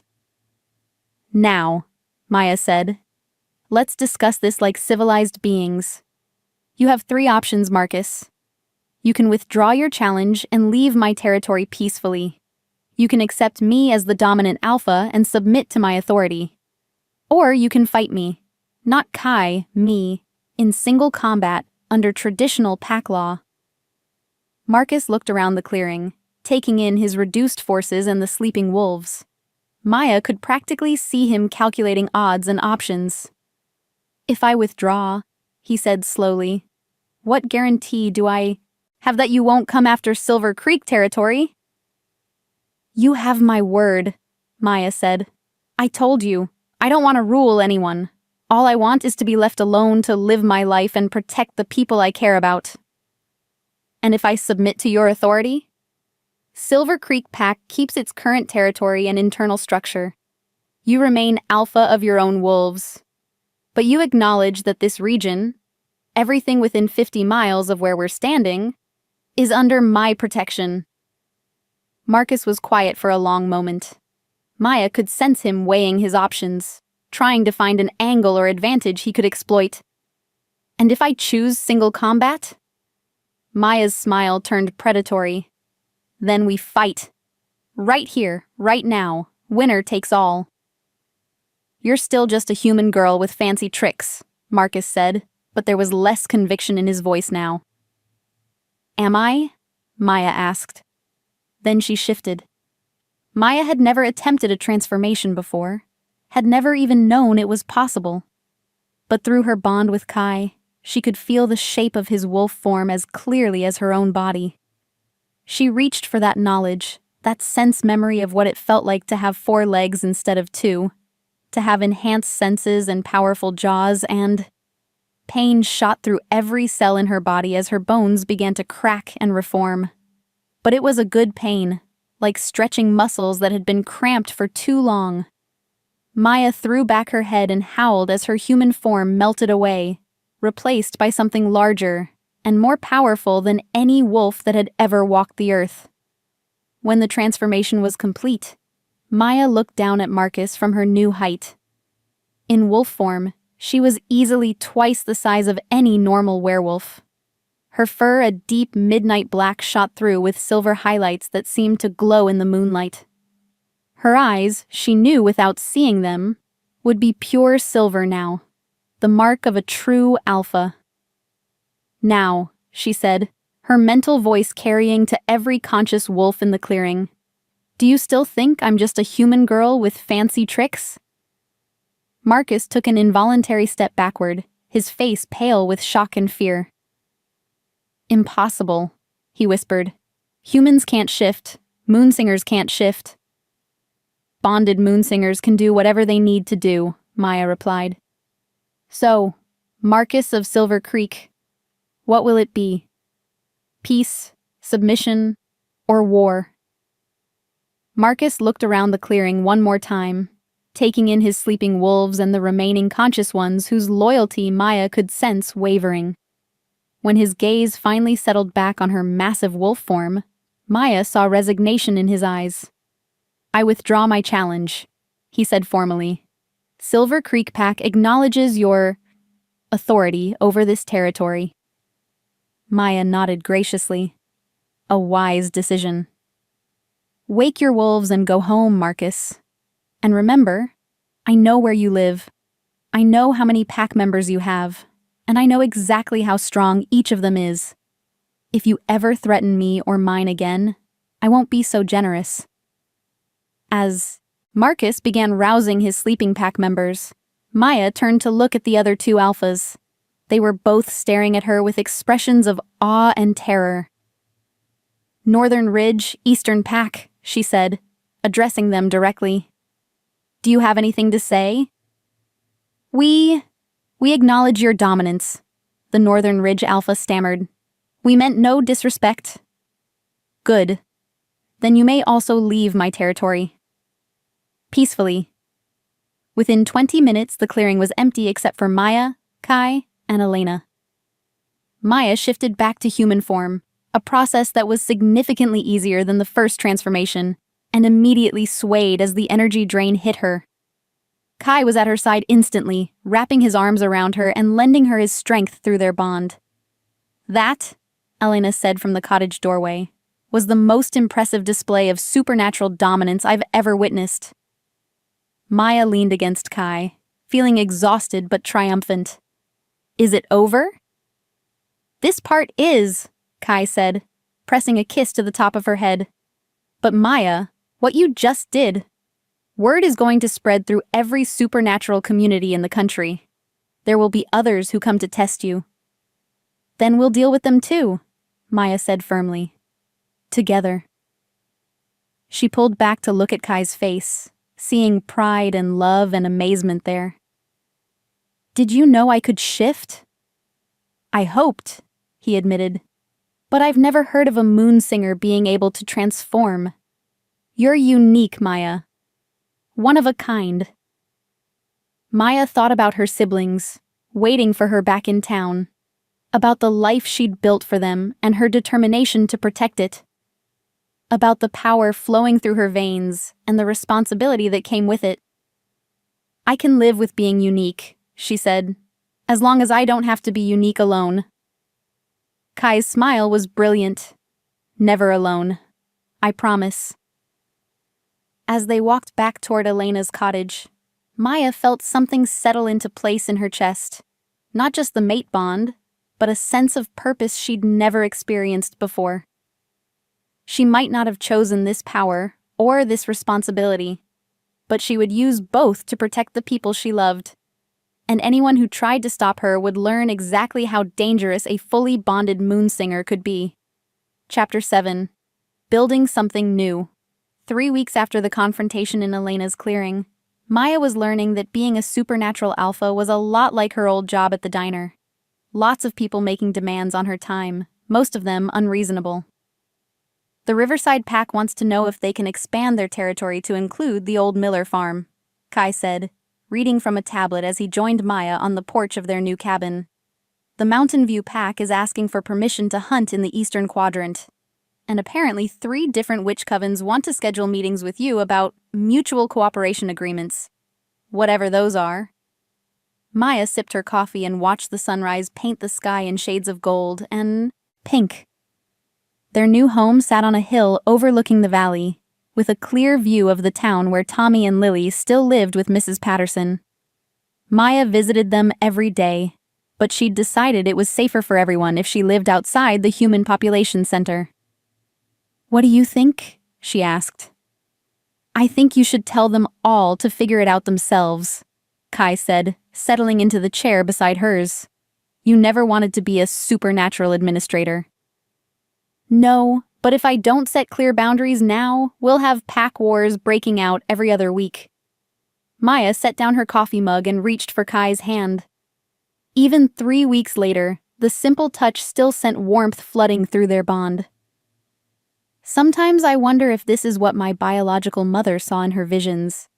Me sitting here, trying to keep the peace between species that have been enemies for centuries." "Do you regret it?" Maya considered the question seriously. Her life had changed completely in the span of a month. Instead of working 3 jobs to make ends meet, she was now responsible for maintaining supernatural peace across 3 counties. Instead of worrying about electric bills and grocery money, she was dealing with pack politics and territorial disputes. But she was also happier than she'd ever been in her life. "No," she said finally. "I don't regret any of it, even the scary parts." "Good," Kai said, "because we have visitors coming up the road." Maya extended her enhanced senses and immediately identified the approaching vehicle. Elena. And she's not alone. Should I be worried? Maya smiled. Only if you're afraid of meeting my siblings. Kai went very still beside her. Maya, are you sure about this? They'd discussed it several times over the past week. Whether and when to tell Tommy and Lily the truth about what Maya had become. She'd been visiting them regularly, but always as her human self. Always with careful stories about her new job and her new boyfriend. The deception was getting harder to maintain, especially since both kids were smart enough to notice the changes in her. They deserve to know, Maya said, and Elena thinks they might have inherited some moonsinger abilities too. If that's true, they need to understand what that means. Elena's car pulled up to the cabin, and Maya felt her stomach flutter with nervousness as Tommy and Lily climbed out. At 15 and 12 respectively, they looked older than when Maya had last seen them. More mature, more observant, and both of them were staring at the cabin with expressions that suggested they could sense something unusual about the place. Maya! Lily ran toward the porch, but stopped short when she noticed Kai. Maya felt a pang of sadness as she realized her little sister was actually being cautious around a stranger, something that never would have happened before their parents died. It's okay, Lil, Maya said gently. This is Kai. He's very important to me. Tommy approached more slowly, his teenage suspicion in full force. You've been different lately, Maya. Happier, but also, I don't know, different. I know. That's why I asked Elena to bring you here. There are some things I need to tell you both. Elena hung back by her car, giving them privacy but ready to help if needed. Maya could sense her nervousness through their growing friendship. Apparently, even powerful witches got anxious about family revelations. Come inside, Maya said. This is going to take a while. An hour later, Tommy and Lily sat on Maya's couch, staring at her with expressions of shock and disbelief. So you're saying, Tommy said slowly, that our real parents weren't Mom and Dad, that our biological mother was some kind of supernatural being, and now you can turn into a giant wolf and control other people's minds. It's more complicated than that, Maya said carefully. But basically, yes.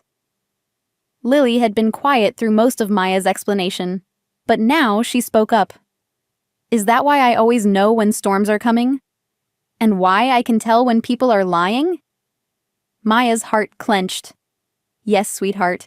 You probably inherited some moonsinger abilities. What about me? Tommy asked. Maya looked at Elena, who nodded encouragingly. We're not sure yet. Elena thinks you might have different gifts, possibly more related to sensing supernatural creatures, or understanding their motivations. Tommy was quiet for a long moment. Then he said, That explains a lot, actually. I always wondered why I could tell that Mr. Henderson from down the street wasn't quite normal. Kai leaned forward with interest. What do you mean? He smells wrong, Tommy said with a shrug. Like wet dog, but also like something wild. And his eyes, they're too aware, you know? Like he's always watching everything. Maya and Kai exchanged glances. Mr. Henderson was indeed a werewolf, a lone wolf who'd settled in the area years ago and kept to himself. Tommy, Maya said gently, how long have you been able to sense things like that? Always, I guess. I thought everyone could. Elena spoke up from her position by the window. May I test them both? Just simple exercises to see what abilities they've inherited. Maya looked at her siblings. It's your choice. But if you do have moonsinger blood, it's better to understand it and learn to control it than to let it develop randomly. Will it hurt? Lily asked. Not at all, Elena assured her. Think of it like a supernatural eye exam. I'm just going to see how clearly you can perceive certain types of energy. The tests took another hour, with Elena having both kids focus on various crystals and energy exercises, while Maya and Kai watched anxiously. By the time she was finished, Elena was practically glowing with excitement. "They're both incredibly gifted," she announced. "Lily has classic Moonsinger abilities: empathy, precognition, the potential for healing touch. Tommy has something rarer. He's what we call a truth seer. He can perceive the true nature of any supernatural being, see through glamour and illusion, and sense deception from any source." "Is that good or bad?" Tommy asked pragmatically. "It's powerful," Elena said, "and potentially dangerous if you don't learn to control it. There are supernatural beings who don't appreciate being seen for what they really are." Maya felt a familiar weight settle on her shoulders, the responsibility of protecting her siblings, multiplied by the complications of their newly revealed abilities. "So what happens now?" she asked. "Now they train," Elena said simply. "A few hours a week, just basic control and safety. Nothing intensive unless they want to pursue it further. And in the meantime, you continue being their big sister," Kai said gently. "Just with a better understanding of why you've always felt responsible for protecting them." Maya looked at Tommy and Lily, seeing acceptance and curiosity in their faces rather than fear. "Are you okay with all this? Really?" "Maya," Lily said seriously, "you've been taking care of us our whole lives. If you say this supernatural stuff is real and we need to learn about it, then we learn about it." "Besides," Tommy added with a grin, "it's kind of cool having a big sister who can turn into a wolf. Way better than having a big sister who works at a diner." Maya laughed, feeling some of her anxiety ease. "I loved working at the diner." "You loved the people," Kai corrected. "You hated the job." "Okay, fine, I hated the job." Maya looked around at her family, chosen in blood, human and supernatural, and felt that sense of rightness she'd been learning to trust. "But I love this. All of it." As the afternoon wore on, they talked about practical arrangements, how often the kids would come for training, whether Maya would tell Mrs. Patterson the truth about her new circumstances, how to handle the supernatural politics that were increasingly becoming part of daily life. It was nearly evening when Elena finally prepared to drive Tommy and Lily back to town. As they were saying their goodbyes, Lily pulled Maya aside. "Maya? Are you happy?" The question was so earnest, so full of genuine concern, that Maya felt tears prick her eyes. "Yes, Lil. Happier than I've been since before Mom and Dad died." "Good." Lily hugged her tightly. "You deserve to be happy. And Maya? I like Kai.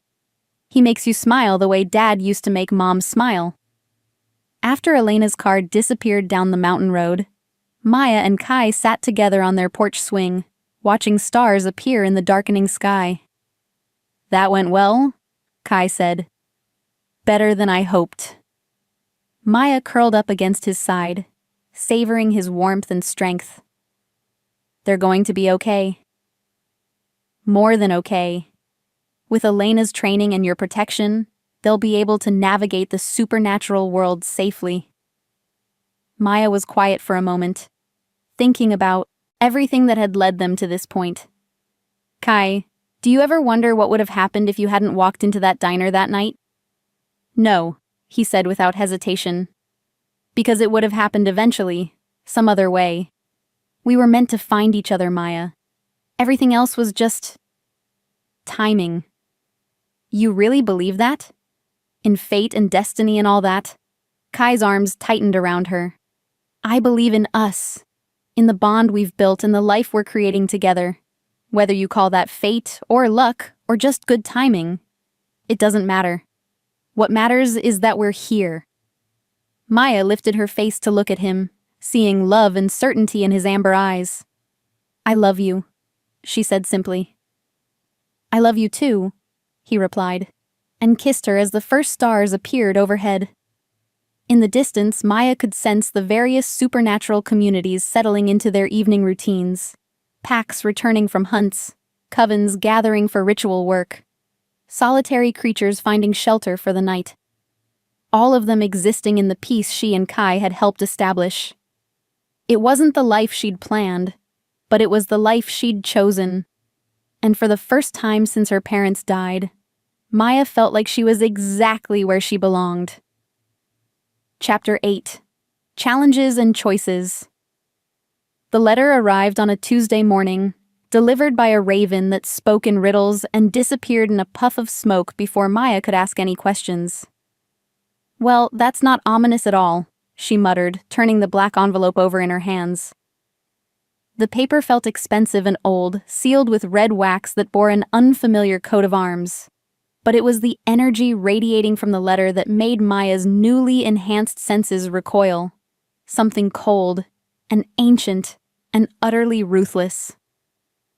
Kai emerged from their bedroom, already dressed for his morning run through the forest. One look at Maya's expression made him change direction toward the kitchen table where she sat. "What is it?" "I'm not sure yet." Maya broke the wax seal carefully, half expecting the letter to burst into flames or transform into something dangerous. Instead, it simply unfolded to reveal elegant script, written in what looked suspiciously like blood. To Maya Chen, the so-called Moonsinger Alpha of the North American territories. Greetings. My name is Dmitry Volkov, and I represent the European Supernatural Council. Word of your recent activities has reached our community, and we find ourselves intrigued by reports of your abilities. As you may not know, the Council has maintained order among supernatural communities across Europe and Asia for over 1,000 years. We have recently decided to extend our influence to include North American territories, which have been woefully lacking in proper oversight. You are hereby invited to present yourself before the Council at our headquarters in Prague within 1 month's time. Failure to appear will be considered an act of defiance against lawful, supernatural authority. We look forward to making your acquaintance. Dmitry Volkov, first speaker for the European Supernatural Council. Maya set the letter down with hands that trembled only slightly. "We have a problem." Kai read the letter over her shoulder, his body tensing with each word. "European Supernatural Council? I've never heard of them." "Neither have I, but that doesn't mean they're not real." Maya reached for her phone. "I'm calling Elena." Elena arrived within an hour, bringing with her several ancient texts and an expression of deep concern. "The European Council is very real," she confirmed, settling into Maya's kitchen with her research materials spread across the table. "They're also incredibly powerful and absolutely ruthless about maintaining their authority." "Are they legitimate?" Maya asked. "Do they actually have the right to summon me like this?" "That depends on your perspective. They've ruled European supernatural communities for centuries, and they've been expanding their influence steadily, but North America has always been considered independent territory." Kai leaned against the kitchen counter, his arms crossed. "Until now." "Exactly. By establishing yourself as a regional alpha and successfully managing interpack conflicts, you've proven that North American supernatural communities can govern themselves effectively. The Council sees this as either a threat to their expansion plans or an opportunity to co-opt your power for their own purposes." Maya felt a familiar weight settle on her shoulders. "What happens if I ignore the summons?" "They'll send enforcers," Elena said grimly. "The Council has access to some of the oldest and most powerful supernatural beings in the world. Ancient vampires, elder dragons, Fey nobility who remember when humans lived in caves. And if I go, they'll try to either recruit you or neutralize you. Probably both." Maya stood and moved to the window, looking out at the forest that had become her home. In the distance, she could sense the various supernatural communities going about their daily lives. Packs running through the woods, witch covens tending their gardens, solitary creatures maintaining their territories. All of them living in peace because she'd been strong enough to impose order when chaos threatened. "I have to go," she said quietly. Maya, no. Kai was beside her instantly. It's too dangerous. We don't know what we'd be walking into. We? Maya turned to face him. You don't honestly think I'd let you go alone? Actually, that's exactly what I think. Maya took his hands, feeling their bond pulse with shared emotion. Kai, you're my mate, my partner, my equal in all things. But this summons was addressed specifically to me. Taking you along would look like I need protection or backup. You might need backup, Kai pointed out. Then I'd better make sure I don't. Maya looked at Elena. How long would I have to prepare? For facing the European Council?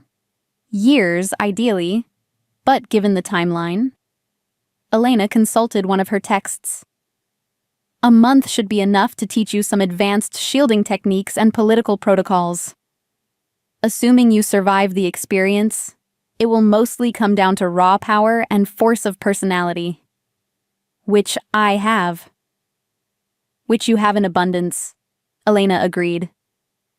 But Maya, these beings have been playing supernatural politics since before most countries existed. They're not like Marcus or the pack leaders you've dealt with so far. They're ancient, cunning, and absolutely without mercy toward anyone they perceive as a threat. Maya felt doubt creep in for the first time since receiving the letter. She'd been Alpha for less than 2 months. Her supernatural abilities, while impressive, were still new and largely untested against truly powerful opponents. Was she really ready to face beings who'd been accumulating power for centuries? Then she thought about Tommy and Lily, who were finally starting to understand and control their own abilities. About the supernatural communities who'd found peace under her protection. About Kai, who'd given her his heart and his absolute loyalty. She thought about all the people depending on her to be strong enough to keep them safe. I'll do it, she said firmly. But I want safeguards in place. If something happens to me in Prague... Nothing will happen to you, Kai interrupted. If something happens to me, Maya continued, I need to know that the communities here will be protected, that Tommy and Lily will be safe. I'll make arrangements, Elena said. There are other alphas who owe you favors, other supernatural leaders who respect what you've built here. They'll maintain the peace in your absence. And if I don't come back? The question hung in the air like smoke. Maya could feel Kai's anguish through their bond, his desperate desire to argue against her decision. But she could also feel his understanding, his recognition that this was a responsibility she couldn't delegate or ignore. If you don't come back, Elena said carefully, then we'll know the European Council considers North American independence a threat worth eliminating, and we'll act accordingly. Maya nodded, accepting the weight of that implication. How do I respond to the summons? Formally, with respect, but not deference. Elena pulled out a piece of parchment and an old-fashioned quill pen. Let me help you craft something that acknowledges their authority without submitting to it. They spent the next hour composing Maya's response, weighing each word carefully. The final letter was polite but firm, accepting the invitation while making it clear that Maya viewed herself as an equal partner in any negotiations, not a subordinate being summoned for judgment. When the Raven returned that evening, apparently they had some kind of magical postal service, Maya sent her response and tried to settle in for what would be an intensive month of preparation. Elena moved into the guest room and began Maya's education in supernatural politics, ancient protocols, and advanced magical techniques. Kai threw himself into physical training with an intensity that worried Maya, as if he could somehow prepare her for every possible danger through sheer determination. And through it all, Maya found herself thinking about power, what it meant, how it was used, and whether she was strong enough to hold on to what she'd built without becoming the kind of leader she'd sworn never to be. Second thoughts? Kai asked one evening as they sat together on their porch, watching the sunset. Third and fourth thoughts, Maya admitted. but not about going. About what happens after. What do you mean? Maya was quiet for a moment, trying to organize her thoughts. When I first developed these abilities, all I wanted was to protect the people I loved and live a quiet life. But it's not quiet anymore, is it? Word is spreading through supernatural communities all over the world. There will always be another challenge, another threat, another political crisis. Are you saying you regret becoming Alpha? I'm saying I'm starting to understand that being Alpha isn't temporary. This isn't something I can do for a while, and then hand off to someone else. Maya turned to look at Kai. This is who I am now, for the rest of my life. Kai was silent, absorbing the implications of her words. Does that scare you? Maya asked. Terrifying supernatural councils? Ancient political machinations? Constant threats to the woman I love? Kai's smile was wry. Yeah, it scares me. But Maya, I've never seen you back down from a challenge that mattered. And this matters. It does, Maya agreed. The question is whether I'm strong enough to handle it. You are, Kai said with absolute certainty. And even if you weren't, we'd figure out how to make you strong enough. Together. Maya leaned against his shoulder, drawing comfort from his warmth and unwavering support. In 3 weeks, she would travel halfway around the world to face beings whose power and intentions she could only guess at. She might not come back. And if she did, her life would never be simple again. But for now, she had this, the peace of evening, the man she loved beside her, and the absolute certainty that whatever came next, she would face it with courage and determination.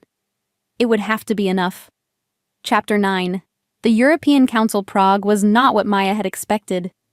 She'd imagined something gothic and medieval, all narrow cobblestone streets and towering spires.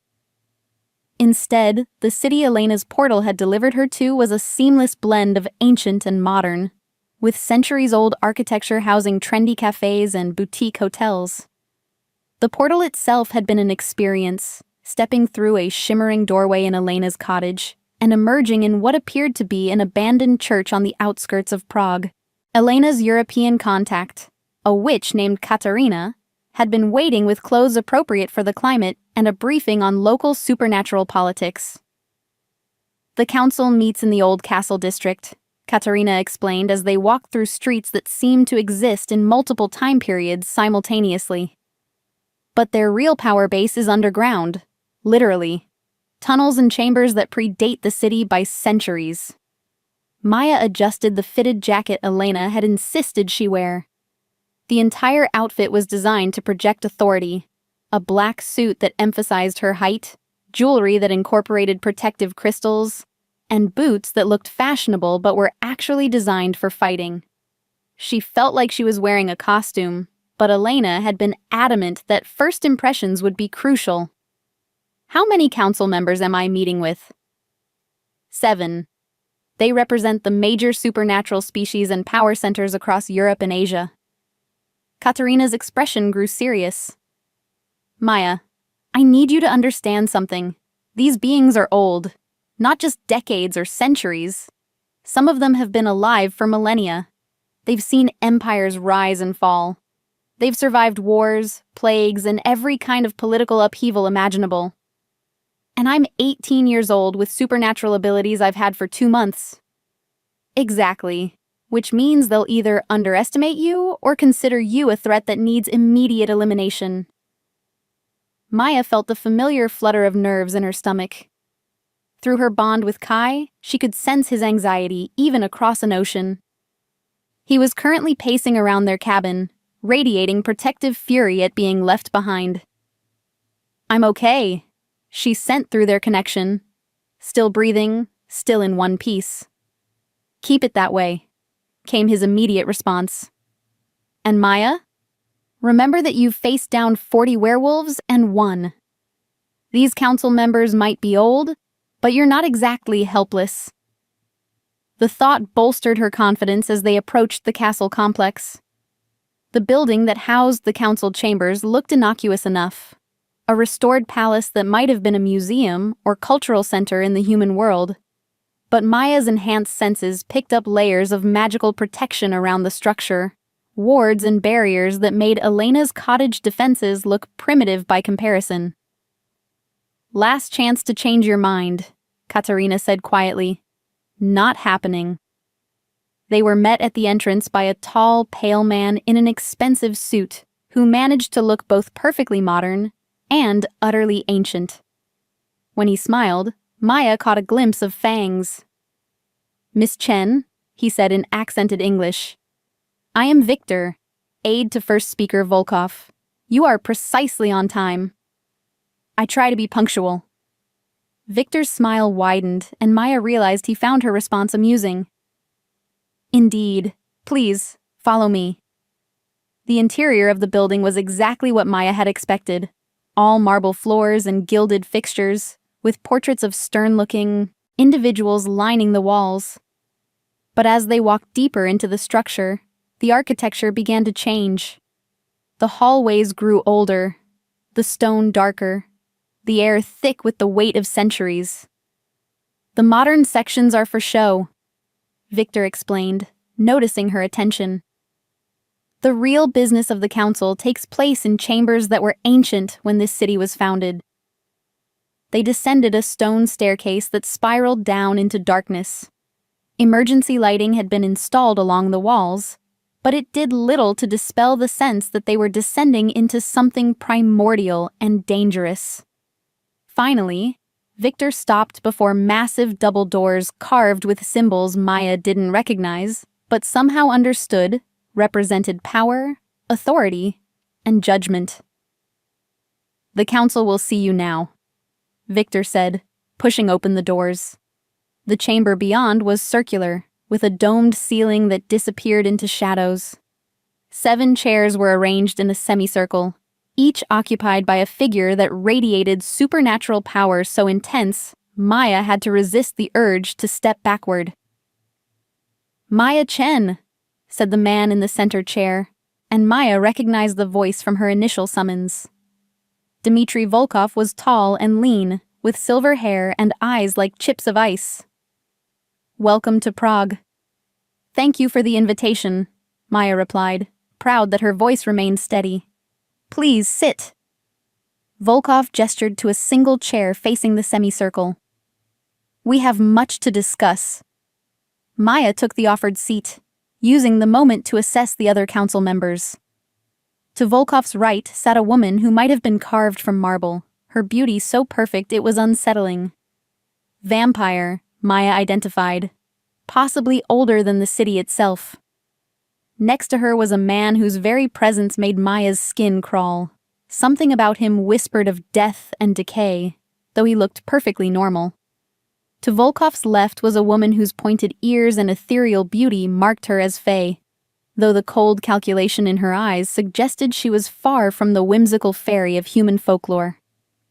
Beside her sat a man who seemed to shift and blur at the edges, as if reality couldn't quite contain his form. Dragon, Maya realized with a start. An actual dragon in human form. The final 2 council members were harder to identify. One appeared to be a normal middle-aged woman, but the air around her hummed with magical energy that made Elena's power feel like a candle next to a forest fire. The last was shrouded in shadows that seemed to move independently, making it impossible to discern their features or even their species. "You've caused quite a stir in our community," Volkov continued conversationally. "A human developing moonsinger abilities, successfully bonding with a werewolf, establishing territorial dominance over multiple supernatural species. Most impressive." "Thank you," Maya said carefully. "Oh, it wasn't entirely a compliment," the Fey woman interjected, her voice like silver bells, with an undertone of poison. "Impressive can also mean dangerous." "Dangerous to whom?" Maya asked. "To the established order," the vampire said, speaking for the first time. Her voice carried the weight of centuries. Supernatural communities have thrived under council guidance for over a millennium, We've maintained the balance between species, prevented wars that could expose us all to human attention, and ensured the survival of our various peoples. That sounds admirable, Maya said, but I'm not sure what it has to do with me. The dragon, still in human form but somehow radiating heat and power, leaned forward. What it has to do with you, young Alpha, is that your recent activities represent either a threat to that stability or an opportunity to extend our influence to previously ungoverned territories. Maya felt a chill as she realized where this conversation was heading. You want me to join the council. In a sense, Volkov confirmed, we're prepared to offer you the position of North American Regional Authority, with full council backing and resources. You would maintain your current territorial control while operating under our broader mandate. And in return, you would acknowledge council supremacy in all matters of interspecies relations. You would implement our policies regarding human contact and exposure risks. And you would provide us with detailed intelligence on supernatural communities throughout North America. Maya was quiet for a moment, processing the offer. On the surface, it sounded reasonable. She would keep her current position while gaining the backing of an established authority. But the implications made her skin crawl. What happens to communities that don't want to be governed by the council? They adapt, the shadow-shrouded figure said, its voice echoing strangely. Or they are replaced by communities that do. The casual brutality of the statement hit Maya like a physical blow.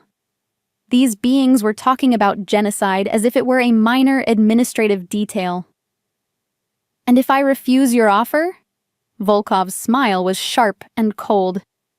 Then we would be forced to conclude that North American supernatural communities pose a threat to global stability. Threats, as you might imagine, must be neutralized. Maya felt her power stir in response to the barely veiled threat. Light began to emanate from her skin, not the gentle glow she'd learned to control, but something harder and more dangerous. Are you threatening me? She asked quietly. We're explaining reality, the vampire said. Miss Chen, you are powerful for someone so young and untrained. But you are one being facing 7 who have centuries of experience in managing supernatural communities. Be reasonable. Maya stood, and every council member tensed as they felt the energy radiating from her. Let me explain my reality, Maya said, her voice carrying the authority she'd learned to wield. I never asked for these abilities, or this responsibility. All I wanted was to protect my family and live a quiet life. But when supernatural politics threatened the people I cared about, I stepped up. I brought peace to communities that had been at war for decades. I created stability where there was chaos. The power emanating from Maya grew stronger, making the ancient stones of the chamber resonate with harmonic frequencies. Now you're telling me that wasn't enough. That I need to submit to your authority and implement your policies. Policies that apparently include eliminating communities that don't comply with your vision of order. Maya's eyes blazed with silver light. Well, here's my counteroffer. You acknowledge North American independence and leave my communities alone, or you can try to neutralize me and see how that works out for you. Silence filled the chamber. Maya could feel the council members reassessing her, recognizing that she wasn't the frightened young woman they'd expected to intimidate into compliance. You cannot be serious, the Fey woman said finally. Child, do you have any idea what forces you're challenging? Ancient, powerful, experienced forces, Maya replied, but also forces that have grown comfortable with their power. Forces that haven't faced a real challenge in so long they've forgotten what it feels like. The dragon laughed, a sound like distant thunder. Arrogance, refreshing, but ultimately fatal. Is it arrogance if it's backed up by ability? Maya asked. Then, before any of the council members could respond, she did something that made them all recoil. She reached out through her moonsinger abilities and touched each of their minds. Not to control or harm, but to show them exactly what she was capable of. In the space of a heartbeat, she let them feel the full extent of her bonded power, the strength she drew from Kai, the connection she maintained with every supernatural being in her territory, the way the natural world itself responded to her will.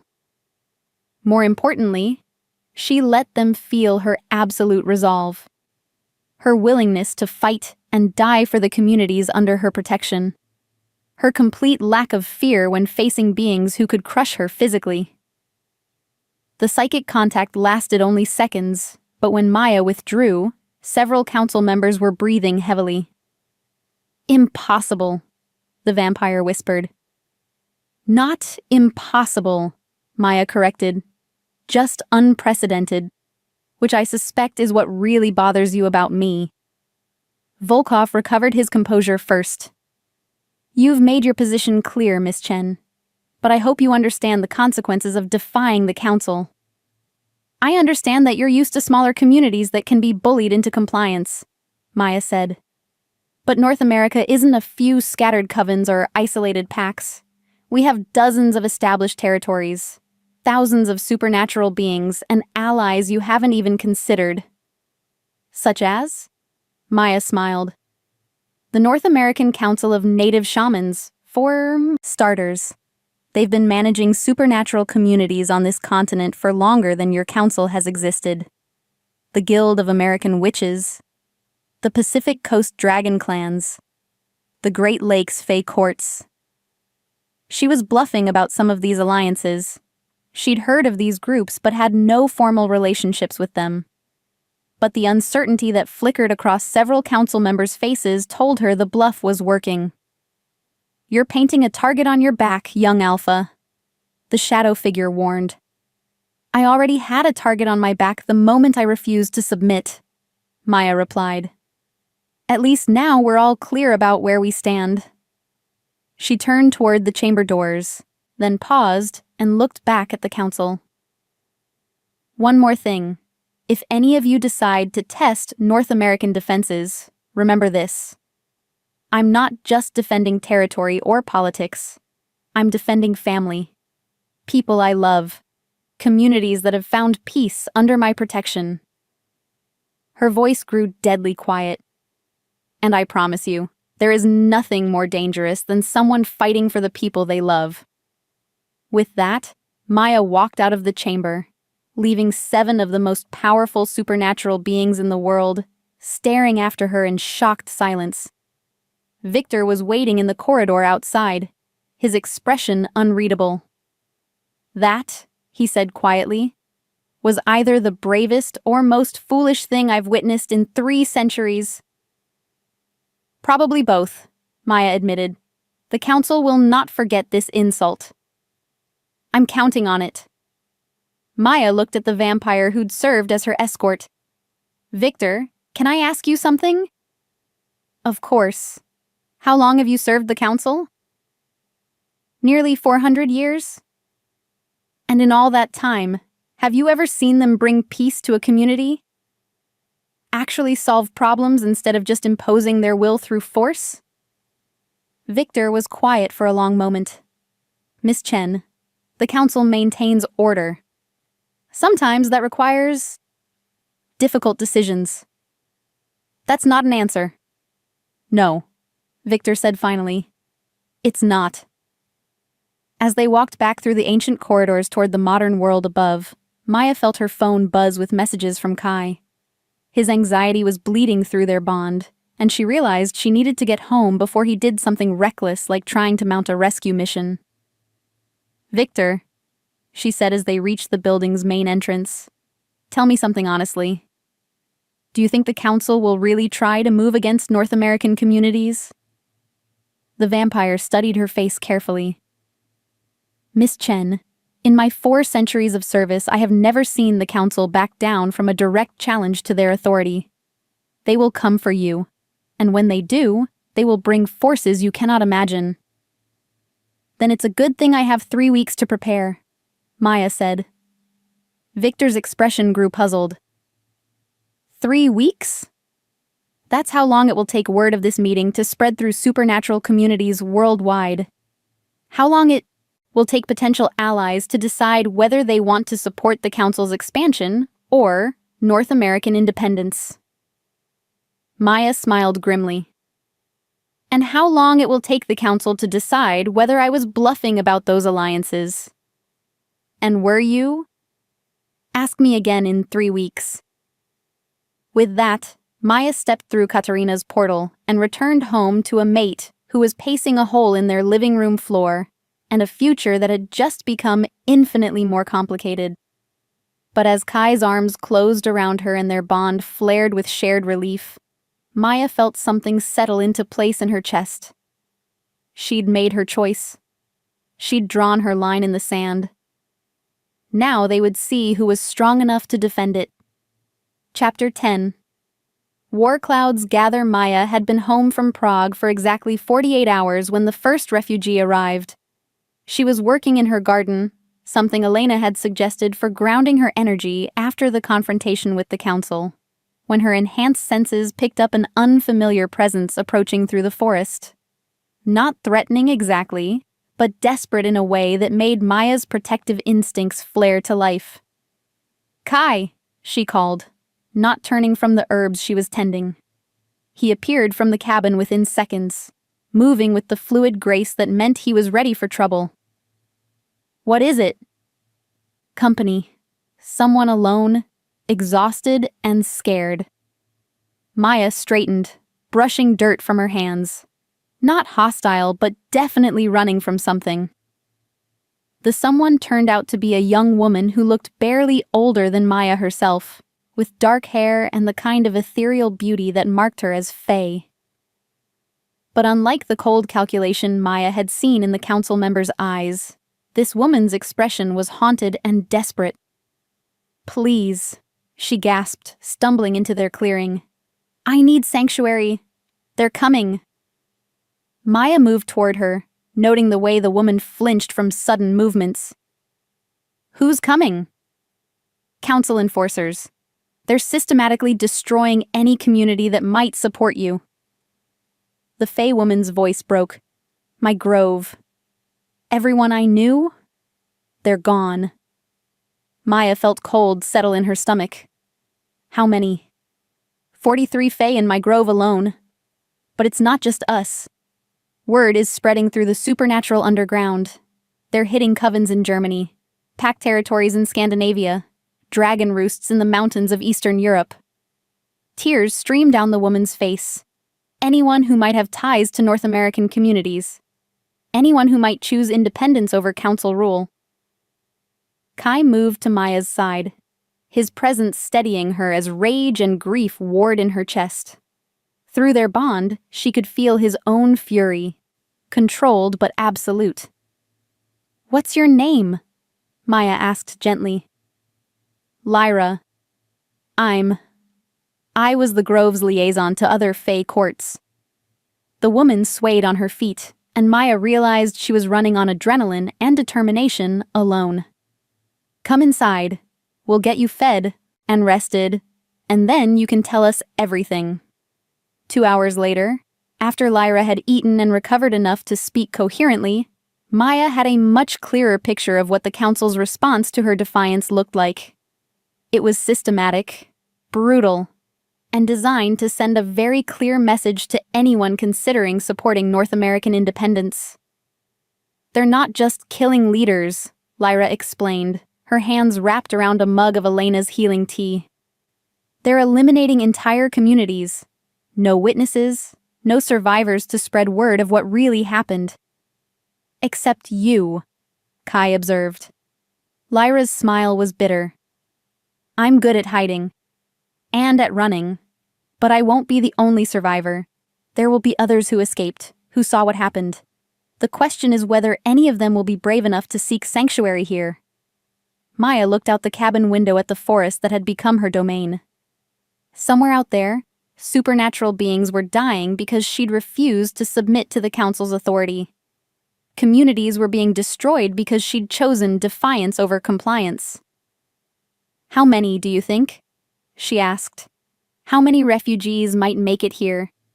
"Hundreds," Lyra said without hesitation. "Maybe more. There are communities all over Europe that have been quietly questioning council policies for decades. Your confrontation gave them hope that change was possible. Now they're paying the price for that hope." Maya felt the weight of responsibility settle on her shoulders like a physical burden. Every death, every destroyed community, every refugee who might not survive the journey to safety. It was all because of her choice. "No," Kai's voice said firmly in her mind. "It's because of their choice. The council chose genocide over negotiation. The council chose to respond to peaceful defiance with mass murder. People are dying because of me. People were already dying under council rule. They were just dying quietly, out of sight, where it wouldn't threaten the established order." Kai moved closer, his hand finding hers. "Maya, you didn't create this situation. You just forced it into the open where it could be confronted." Maya knew he was right intellectually, but emotionally she felt responsible for every life that had been lost. "What do we do?" "We prepare for war," Elena said from the doorway. Maya hadn't heard her approach, which said something about how distracted she'd been. "And we gather allies, real ones this time, not bluffs." "I wasn't entirely bluffing," Maya said. "I do know some of those groups exist." "Knowing they exist and having alliance agreements are very different things," Elena replied. "But Lyra's arrival gives us opportunities. She has connections throughout the European underground, contacts who might be willing to coordinate resistance efforts." Lyra looked up from her tea. "You're talking about open rebellion against the council." "We're talking about survival," Maya corrected. "The council made their position clear: submit or be destroyed. Since submission isn't an option, that leaves us with one choice." Over the next week, Maya's quiet mountain home transformed into the headquarters of what Elena had started calling the North American Resistance. Refugees arrived daily, fae fleeing destroyed groves, witches whose covens had been scattered, werewolves whose packs had been eliminated, vampires who'd lost their entire bloodlines to council purges. Each arrival brought new intelligence about council movements and strategies. Each survivor had a story of communities that had vanished overnight, of supernatural beings who'd simply disappeared without explanation, of the systematic campaign to eliminate anyone who might support independence movements. Maya found herself in the strange position of being simultaneously heartbroken by the stories she heard and energized by the determination she saw in the refugees who'd made it to safety. These weren't just people fleeing persecution. They were potential allies with skills and knowledge that could be invaluable in the coming conflict. "We need a base of operations bigger than your cabin," Kai said one evening, as they reviewed the growing list of refugees and allies. "Somewhere that can house people and serve as a command center." "Elena's already working on that," Maya replied. "There's an abandoned summer camp about 20 miles north of here. She thinks she can ward it heavily enough to hide our activities from council surveillance." "And weapons?" Maya looked up from the reports she'd been reading. "What kind of weapons work against beings who've been alive for centuries?" "Surprising ones, mostly. Ancient supernatural beings tend to rely on their natural abilities and established power structures. They're not used to facing opponents who use modern tactical thinking or technology enhanced with magic." "You've been thinking about this." Kai's expression was grim. "I've been thinking about very little else." "Maya, we're not just facing individual opponents in formal duels. The council has armies, literally centuries of collected resources and allied forces. If we're going to survive a direct confrontation, we need to think asymmetrically." Elena entered the cabin carrying a stack of ancient texts and modern printouts. "I've been in contact with some old friends," she announced. "And I have good news and bad news." "Bad news first," Maya said automatically. "The council has mobilized what they're calling a pacification force. Conservative estimates put it at over 1,000 supernatural beings, including some of the oldest and most powerful creatures in Europe and Asia." Maya felt her stomach drop. "And the good news? The Native American Shamanic Council isn't happy about European interference in North American affairs. Neither are several other indigenous supernatural groups. We may have more local allies than we thought." "How many more?"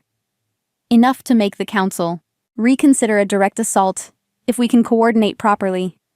Elena spread maps across the kitchen table. "But Maya, even with allied support, we're still significantly outnumbered. Our advantage has to be in tactics and terrain." Maya studied the maps, noting the marked locations of supernatural communities, natural power sources, and potential strongholds. "What about my abilities? Could I influence their forces the way I did with Marcus's wolves?" "Against some of them, yes. But ancient supernatural beings have mental defenses you haven't encountered yet, and the effort required to affect hundreds of opponents simultaneously." Elena shook her head. "It could kill you." "But it's possible." "Maya," Kai said warningly. "It's possible," Elena admitted reluctantly. "But it would require you to fully merge with your wolf bond, opening yourself completely to the lunar energies during the full moon. The power involved would be unprecedented, but so would the risk." Maya looked at the maps, thinking about the refugees who'd found safety in her territory, the communities that were counting on her to protect them, the systematic genocide the council was conducting in her name. "When's the next full moon?" 2 weeks, Elena said quietly. "Then we have 2 weeks to prepare for whatever's coming." Maya met Kai's eyes, seeing understanding and acceptance there. "And 2 weeks to decide whether I'm willing to risk everything on one desperate gamble." Outside their window, the forest was peaceful and quiet. But Maya could sense the tension building like pressure before a storm. War was coming to her mountains, her territory, her home. The only question was whether she would be strong enough to win it. Chapter 11. The Last Stand. The attack came at dawn on the day before the full moon, catching Maya's forces in the middle of final preparations.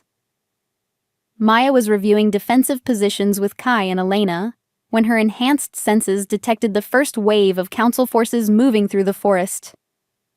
Not the stealthy approach of hunters, but the confident advance of an army that didn't expect significant resistance.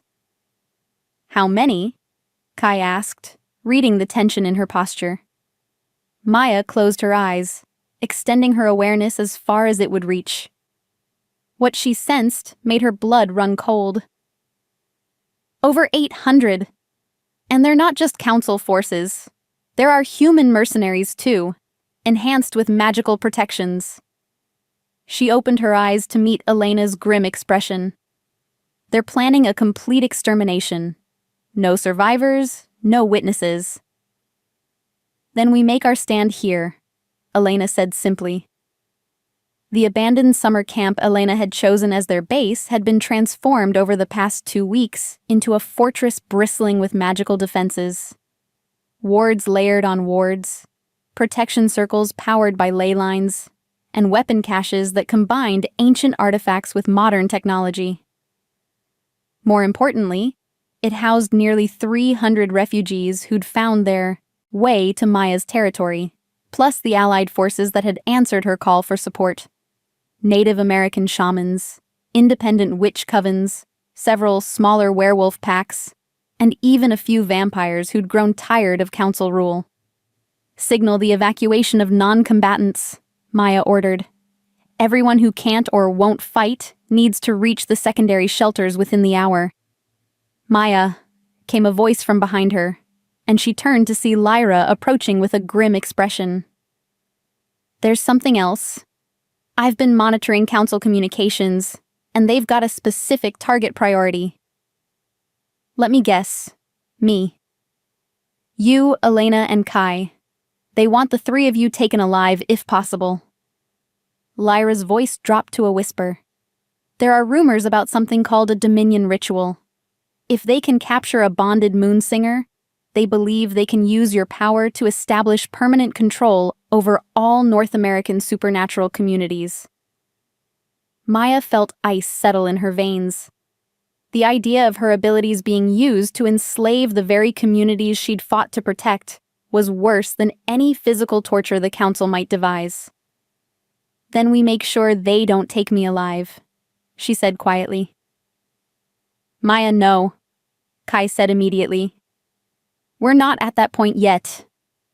Aren't we? Maya gestured toward the forest where council forces were steadily advancing. Kai, they outnumber us almost 3-1. They have centuries of experience and resources we can't match. The only advantage we have is that they want me alive, which means they'll hesitate to use their most devastating attacks.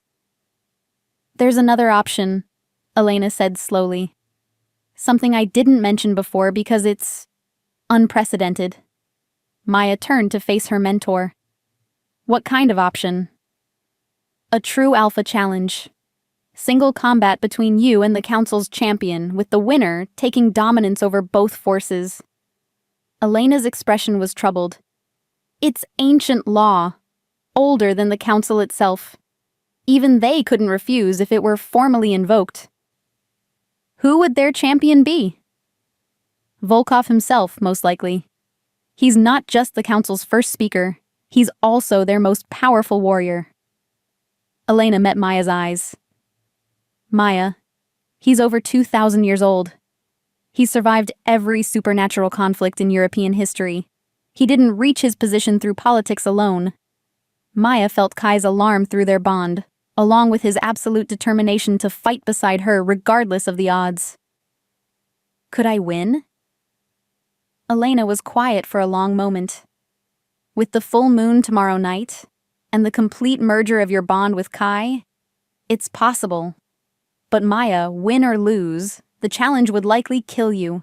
The energy expenditure alone would kill me, but might save everyone else, Maya finished. Elena, how do we invoke this challenge? Maya, this is insane, Kai interrupted.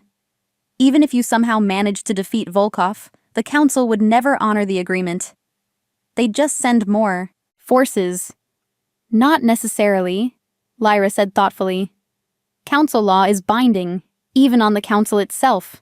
It's part of what's given them legitimacy for so long. If Maya wins a formal challenge, they'd have to acknowledge her dominance, at least temporarily. Long enough for what? Long enough to negotiate a real peace treaty. To establish North American independence formally rather than through rebellion. Elena's voice grew excited. Maya, if you could force them to recognize your authority through single combat, you wouldn't just be protecting your own territory. You'd be establishing a precedent for other independence movements worldwide. Maya walked to the window overlooking their defensive perimeter. She could see her people, refugees and allies, fighters and healers, supernatural beings who'd risked everything to support the idea of freedom from council rule. They deserved better than to die in a hopeless last stand. How long do we have before they reach our outer defenses? 2 hours, maybe 3, Kai replied. Then let's send them a message. Maya turned back to face her companions. Elena, prepare whatever ritual you need for invoking the challenge. Lyra, I need you to contact the council forces and request a parley. Tell them I'm prepared to offer terms. What terms? Kai asked suspiciously. Maya smiled, and for the first time in days, it was completely genuine. The terms of someone who's done being afraid. An hour later, Maya stood in a clearing between the two opposing forces, facing Dmitry Volkov across 50 yards of empty space. Behind her, she could feel the hope and determination of everyone who'd chosen to follow her. Behind Volkov, 800 supernatural beings waited to learn whether they would be conducting a formal duel or a massacre. Miss Chen, Volkov called out, his voice carrying easily across the distance. I'm told you wish to discuss terms. I do, Maya replied. her voice enhanced by her moonsinger abilities so every being present could hear her clearly. I invoke the right of challenge under the old laws. Single combat between champions, with full territorial dominance to the victor. A murmur went through both forces. Even in the modern supernatural world, the old laws carried weight that few dared to challenge. Volkov was silent for a long moment. You realize what you're proposing? I'm proposing to settle this conflict the way our ancestors did, through strength, honor, and direct confrontation rather than through the slaughter of innocents. And you believe you can face me in single combat? Maya let power flow through her voice, making the very air shimmer with energy. Dmitry Volkov, first speaker of the European Supernatural Council, I challenge you to combat for the dominance of North American supernatural territories. Do you accept, or do you acknowledge your authority insufficient to make binding agreements on the Council's behalf? It was a masterful challenge. Refusing would suggest Volkov lacked the power to speak for the Council, while accepting would commit them to honoring the results regardless of outcome. Volkov smiled, showing fangs that gleamed white in the morning light. I accept your challenge, Maya Chen. Combat will commence at moonrise tonight, as is traditional for conflicts involving lunar powers. Agreed. As the two forces separated to prepare for the evening's confrontation, Maya felt a strange sense of peace settle over her. Win or lose, live or die, she was done running from the responsibilities her power had brought her. Tonight, she would discover whether love and determination were enough to overcome centuries of accumulated might. Tonight, she would either save her people or die trying. And for Maya Chen, former diner waitress turned supernatural alpha, that felt like exactly the ending her story deserved. Chapter 12. Luna Rising. The full moon rose like a silver coin against the dark sky, and Maya felt its power sing through her veins with an intensity she'd never experienced before. She stood at the center of the ritual circle Elena had prepared, surrounded by candles and crystals that focused lunar energy into patterns older than recorded history. Every supernatural being in both forces had gathered to witness the challenge, creating a ring of watchers that stretched back into the forest. Are you ready? Elena asked quietly. Maya looked across the circle at where Kai stood with their allies. Through their bond, she could feel his love, his pride, his absolute faith in her strength. It steadied her more than any magical preparation could have. I'm ready. Elena stepped back as Dmitry Volkov entered the circle from the opposite side. In the moonlight, he looked like something carved from shadow and starlight. Tall, impossibly elegant, with power radiating from him in waves that made the air itself seem heavier. Final opportunity to reconsider, he said conversationally. Surrender now, and I guarantee your people will be given the opportunity to serve the Council rather than face extinction. And I counteroffer, Maya replied. Withdraw your forces now, and I guarantee you'll be allowed to leave North American territory with your dignity intact. Volkov laughed, a sound like winter wind through dead leaves. Your confidence is admirable, child. Let us see if your abilities match your rhetoric. The formal challenge began simply. Two figures circling each other in a space defined by ancient symbols and watched by hundreds of supernatural beings. But the moment Volkov made his first move, Maya realized just how outmatched she was in terms of pure experience. He moved like liquid darkness, faster than her enhanced reflexes could track. 1 second he was across the circle, the next his claws were inches from her throat. Only her moonsinger instinct saved her, allowing her to blur sideways at the last possible moment. Too slow, Volkov's voice whispered in her mind. You fight like someone who learned yesterday. Maya didn't waste breath on a reply. Instead, she reached through her bond with Kai, drawing on his wolf's hunting instincts and combat experience. The knowledge flowed through their connection, every fight he'd ever won, every predator's trick he'd learned, every tactical advantage he'd exploited. When Volkov's next strike came, Maya was ready. She dropped low and swept his legs, following up with a blast of silver light that sent him staggering backward. Better, he acknowledged, but still not enough. The fight intensified, moving faster than most of the watchers could follow. Volkov fought with the fluid grace of someone who'd spent centuries perfecting the art of violence, while Maya combined borrowed wolf instincts with her own supernatural abilities and desperate determination. But determination wasn't enough to overcome raw power and experience. Within minutes, Maya was bleeding from a dozen wounds, her energy flagging despite the moon's strength flowing through her. "You cannot win this way," Volkov said as his claws raked across her ribs. "You lack the killer instinct, the willingness to do whatever is necessary." Maya stumbled, her vision blurring from blood loss and exhaustion.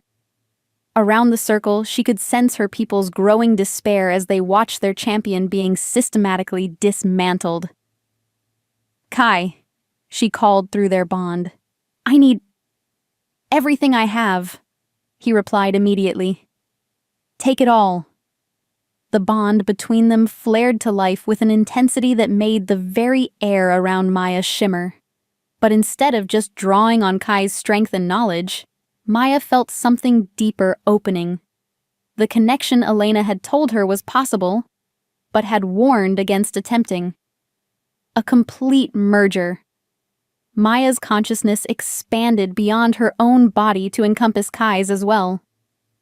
She could feel his heartbeat as if it were her own, could access not just his memories, but his very essence. And with that merger came power unlike anything she'd ever experienced. When Volkov struck again, Maya caught his wrist effortlessly. "My turn," she said, and her voice carried harmonics that hadn't been there before. Not just her own vocal cords, but something that spoke with the authority of both human and wolf. The fight shifted dramatically. Where before Maya had been struggling to match Volkov's speed and strength, now she moved with predatory grace that made him look clumsy by comparison. Her strikes carried not just physical force but supernatural power that made the ancient vampire actually stagger. "Impossible!" Volkov snarled as Maya's claws, when had she grown claws, opened wounds across his chest. "You cannot sustain this level of merger. It will destroy you." "Maybe," Maya agreed, pressing her attack. "But I don't need to sustain it long enough to live. I just need to sustain it long enough to win." The realization that she was perfectly willing to die to protect her people seemed to unsettle Volkov in a way that pure combat skill hadn't. For the first time since the fight began, uncertainty flickered in his ancient eyes. Maya pressed her advantage, drawing deeper on the merger with Kai, and the power of the full moon overhead. Light began to emanate from her skin, not the gentle glow of healing, but something fierce and primal that made several watchers step back involuntarily. "What are you?" Volkov demanded as Maya's next strike sent him to his knees. "I'm someone who learned that power without purpose is meaningless," Maya replied. "I'm someone who discovered that love is stronger than fear, and that protecting family matters more than preserving yourself." She stood over the fallen vampire, power coursing through her like liquid fire. One more strike would end it, would kill Volkov and establish her dominance over the council forces. But as Maya raised her hand for the final blow, she hesitated. "Finish it," Kai urged through their bond. "He's beaten," Maya replied. "Killing him now would make me exactly what the council accused me of being. Someone who rules through fear and violence." Instead of delivering the killing blow, Maya stepped back. "Yield," she said simply. Volkov stared up at her, genuine surprise replacing the calculation in his ancient eyes. "You would spare me. I would give you the chance to choose cooperation over domination." to acknowledge that different doesn't mean threatening. Maya extended her hand to help him up. The offer I made weeks ago still stands. Recognition of North American independence in exchange for peaceful coexistence. For a long moment, Volkov remained motionless. Then, slowly, he reached up and grasped Maya's outstretched hand. "I yield the challenge," he said formally, his voice carrying to every watcher. "And I acknowledge Maya Chen as the rightful alpha of North American territories." A cheer went up from Maya's forces, but she barely heard it. The merger with Kai was collapsing, and the energy drain was hitting her like a physical blow. She swayed on her feet, caught between triumph and the certain knowledge that she'd pushed her abilities far beyond safe limits. "Maya," Kai's voice was urgent in her mind. "Stay with me." "Always," she managed to reply, before the world went dark around her. Maya woke up in her own bed 3 days later, with Kai sitting beside her holding her hand, and Elena checking her pulse with the kind of focused attention that suggested she'd been genuinely worried about the outcome. "Did we win?" Maya asked, her voice rough from disuse. "You won," Kai corrected, his relief evident through their bond. "The council forces withdrew yesterday, and Volkov sent formal documents recognizing North American supernatural independence." "And the refugees?" "Safe. Those who want to stay are welcome, and those who want to return to Europe will be given safe passage and protection." Elena smiled. "Maya, you did it. You actually did it." Maya tried to sit up, wincing as her body protested. The merger with Kai had taken a toll.